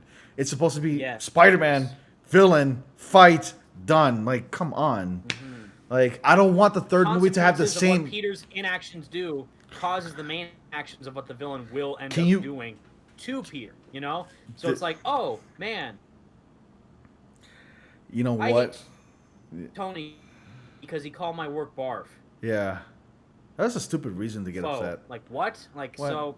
I don't know. By the way, I hate to. Wouldn't he be mad at himself? Yeah. For naming it that, because he named it that. Yeah. And it just so happened to turn into barf with the letters lining up like that. Exactly. He could have renamed it something else. By the way, I hate to break this to you, and I hope you don't get upset, but I hope you don't get upset about this. By the way, I hate to break this to you. You know how Electro is going to be in the third Spider-Man movie, right? I do know this. Yes. Okay, so in the comics, Electrico But Maxwell. It's weird because is it Jamie's version? Yeah, it's Jamie, but it's not the blue one. It's a different version. It's right? a different version, but in the comics, the reason why they picked this, and don't get upset, and I think you're about to flip right now, Evan. In the comics, Max Dillon is an actual employee of Stark Industries, and I think Max Dillon was fired as an electrician, and then now he goes on a rampant, and then Spider-Man has to stop. I'm just letting you know. Your face, you're like this. Movie of the century, boys. Oh my god! Best Spidey film of all time incoming. Yeah, Let dude. me tell you what, right now. I'm just saying, Alfred dude. Molina's Doc Ock. His tentacles were made by Stark Tech, so get ready. Oh my god! And then Imagine, bro. And then Craven the Hunter's experience. Craven the Hunter's experiments couldn't go, like, wasn't approved at Stark Industries. So then. Yep. Oh my god! Oh my god! He got it was like the ultimate version. He got his reality show canceled by Tony because he got Tony Stark. The Stark Expo took over or something ages ago. Yeah. Got him off the air. Why not? Can't wait. Evan Filarca, Fantastic Four, buying Stark Tower, and then heavy breathing. Dude, they're memeing you so bad. That is less of a problem because that was teased in Homecoming, and it made sense. It does that make there sense. was some other investor that bought Stark Tower / Avengers Tower after the battle at New York, and then they moved upstate and whatever to their own facility. So yeah. then, that Avengers Tower is going to be the Baxter Building, which is going to be sick. Yeah, because the Baxter Building is an actual building in real life in New York City. In real life, yeah. So I don't know why it's not even there. Their own version of it, or their headquarters is there. Or something. Yeah, but you think Victor Von Doom bought the building, and then like Fantastic Four is going to be the there? Latvian embassy building? Well, I don't know. It depends. That'd be cool. It all depends. See, the thing is, I would love to watch. I would love to love this movie. I would love to be enthralled by John Watts' Fantastic Four. I just think if they do the characters wrong, that's the problem. And that is what I'll be upset by, if they just get them inaccurately portrayed with the connections that they have with Tony and whatever they decide to do. Yeah. And just what happens. Hey, by the way, Toretto says, damn Stark Industries, they need to work on their human resources department. Everyone ends up hating each other. So it's not really good human resources, it's then that's bad employee connectivity. Oh man, that's bad practice. No, Tom Hardy is still Venom. Venom 2, Let There Be Carnage is coming out, and he should be in the MCU. Oh, it's not called Let There Be More Venom? No, Let There Be Carnage. But like, he should be in the MCU because Tom Holland's Spider-Man is actually being planned to be crossed over with Venom. Right. Nah, Doom didn't buy it. Him by any chance, you think, in Spider-Man 3? There's been no talk about that. No, Venom without a chance. I mean, Sony really wants to keep that close to themselves. They want Tom Hardy's Venom to be the leading character of like Spider-Man to make a crossover. You know how Sony is, man. Sony's being stupid. They're so hasty. That's why I've just gave up on the films, bro. I'm just like, they're doing their own thing. Disney and Marvel doing their own thing. Fox is doing their own thing. And I'm just like, the games are where it's at. All right, I can agree with like the meme guy. He says that Evan hates John Watts like I hate Neil Druckmann. I hate The Last of Us Part 2, bro. It's such a garbage game, dude. Good point. I totally agree with you, meme guy, because I have not bought The Last of Us Part 2 because I refuse to play that game. What a piece of shit, dude. I tried to play it again for the second time on my PS5 last week. I only did 30 minutes and I quit. I just didn't. I hate it. I hate the game. Because it looks pretty. The gameplay it's a good looking game. The first, but it's not a good story. It's a good looking game. It is a good looking game, but I hate the game. It's so bad. All right, well, isn't it weird? I think didn't he go on like Twitter, just a sidebar, Neil Druckmann? Didn't he say like you should vote for The Last of Us 2 instead of Ghost of Tsushima? Yeah, he influenced everybody's decision. Yeah, but it's rigged because like 10% of it comes from like us voters, and the rest is like from the actual Game Awards. And Ghost was robbed. And Brie Larson voted for The Last of Us Part 2. Best soundtrack as a nomination. Those are my thoughts. Brie Larson voted for The Last of Us Part 2. Oh, okay. Expected. Well, then that makes more sense. That was expected of her. And it was rigged. Christopher and also Nolan voted for Animal Crossing or something. Watch. He did. Oh, you're playing around. Okay. That's a joke. Speaking of Christopher Nolan. Animal Crossing as Gotti 2020. Yeah. Animal Crossing wins life. Nah, bro, it's bug snacks, okay? Remember my tweet when I posted that? That was game of the year right there. It's what deserves to win. Hey, and I'm betting Bugsnax is better than The Last of Us Part 2 anyways. And Bugsnax, yo, Forgotti 2021. Dude, unlike freaking The Last of Us Part 2, Ghost of Tsushima actually made me cry. I cried on my live stream when, like, I forgot the name of the old woman. Tataka, when she died peacefully on that mountain as they look into the landscape. I forget her. Yeah, his like little like, dude, not like maid, but like like she was caretaker. Your caretaker. She was phased.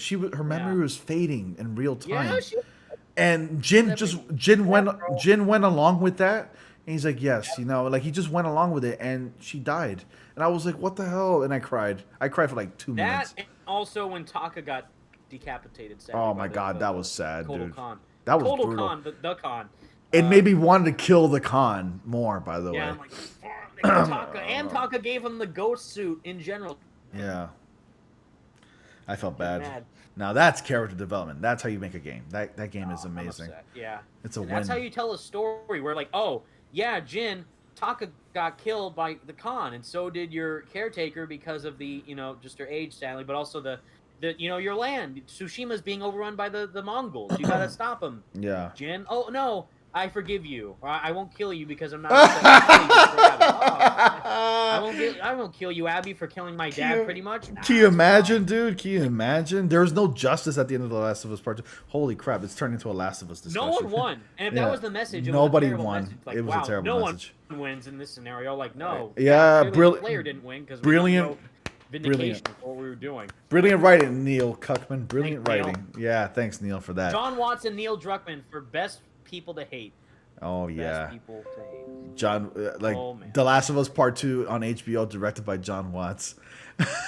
Well, The Last of Us Part 2 is coming out. Dude, The Last of Us is coming out on HBO. Loki, match made in heaven. I had a meme guy. Is this gonna be a meme? Well, his name is Meme Guy. Meme Guy says that I had a crush on the caretaker at Ghost of Tsushima because. Whoa! No. Dude, okay. I probably should have never. This is why I don't discuss my personal life because now he's twisting my words. I'm into 11 people here. At least they know that we're honest. Dude, I'm into older women, but I'm not into 70-year-olds. Jesus. The inner circle of our thoughts of our personal. Oh my insights. god! I can see my. I'm giving ideas to Meme Guy right now, probably, but I can see my Discord being flooded with pictures of old women. Oh no! They're gonna meme it. Oh yeah, and they're gonna meme it. They're gonna meme me badly. All right, guys, I see how you are. That's cool. I'm looking forward to the memes. By the way, I love that stuff. Wow. Yeah, but yeah, this is fun. The Last of Us 2. Never stood. Hours. Yeah. It never stood a chance against Spider-Man 2, Symbiote Pete having the golf club, Abby heavy breathing. Holy shit! Yuna? Hey, Christo. Symbiote just comes with the golf club. Yeah, you're talking about that one old lady, right? Eureka or something? This is the old lady. Yuna? No, I don't think Yuna. You were sad she died. You can never have smashed her. Those were okay. Shut your mouth, Meme Guy. I'm done, dude. This is why I'm afraid of reading Meme Guy's comments sometimes, bro. Such an ass. All right, well, this was a fun. This was a fun stream, and I'm being made fun of. Ron securing his future, living out of the old lady's. Shut your goddamn mouth, Serena. Jesus, living out of the pensions of old ladies. Shut your mouth. That's not my plan at all. All right, guys, this was a fun stream. It was hilarious too in the end. Do you think Insomniac will make a great Daredevil? They can't. It's a Sony property. Sony owns Insomniac. Exactly. Insomniac is a Sony studio, so they can't make it. Evan, you're breathtaking. Correct. Franco says you're breathtaking. Thank you. You guys. Staying for 2 hours with us, having fun. You guys, awesome. for the majority of you, thank you so much for sticking around. You guys are breathtaking. I'm pointing at you in the camera right there. All of you are breathtaking. Thank you for joining the stream, and thank you. I've gained some new subscribers in the stream. Thank you for the new people. Also, join my Discord. Link to that is in the invitation. We got a bunch of people, cool people in that community who are into the same topics that me and Evan are in. And also subscribe to Evan. Watch his videos. He uploads a lot. Talks about a lot of Spider-Man. Keep up to the latest with the Spider-Man news as well. Very informative guy. Very cool guy as well. So go ahead and click on that sexy subscribe button. Thank you. Very, very kind of you to say, Ronnie. I'm very honored to be here. Always a pleasure to be able to chat Marvel with you and just anything superhero related. It's always a blast. And you guys should definitely go subscribe to Ronnie. Give him a like, subscribe, follow on Twitter. He's the best at what he does, and when he does, it's kick ass. So please, he deserves your support. Okay, thank you guys, and thank you, Evan. All right, guys. Oh, looks like I'm getting a phone call. Guys, thank you so much for joining the live stream once again. Stay tuned for daily uploads, and until then, I will see you all in the next comic panel. Evan, it's been a pleasure, man. Peace out, Triple E. Thank you so much, Ronnie.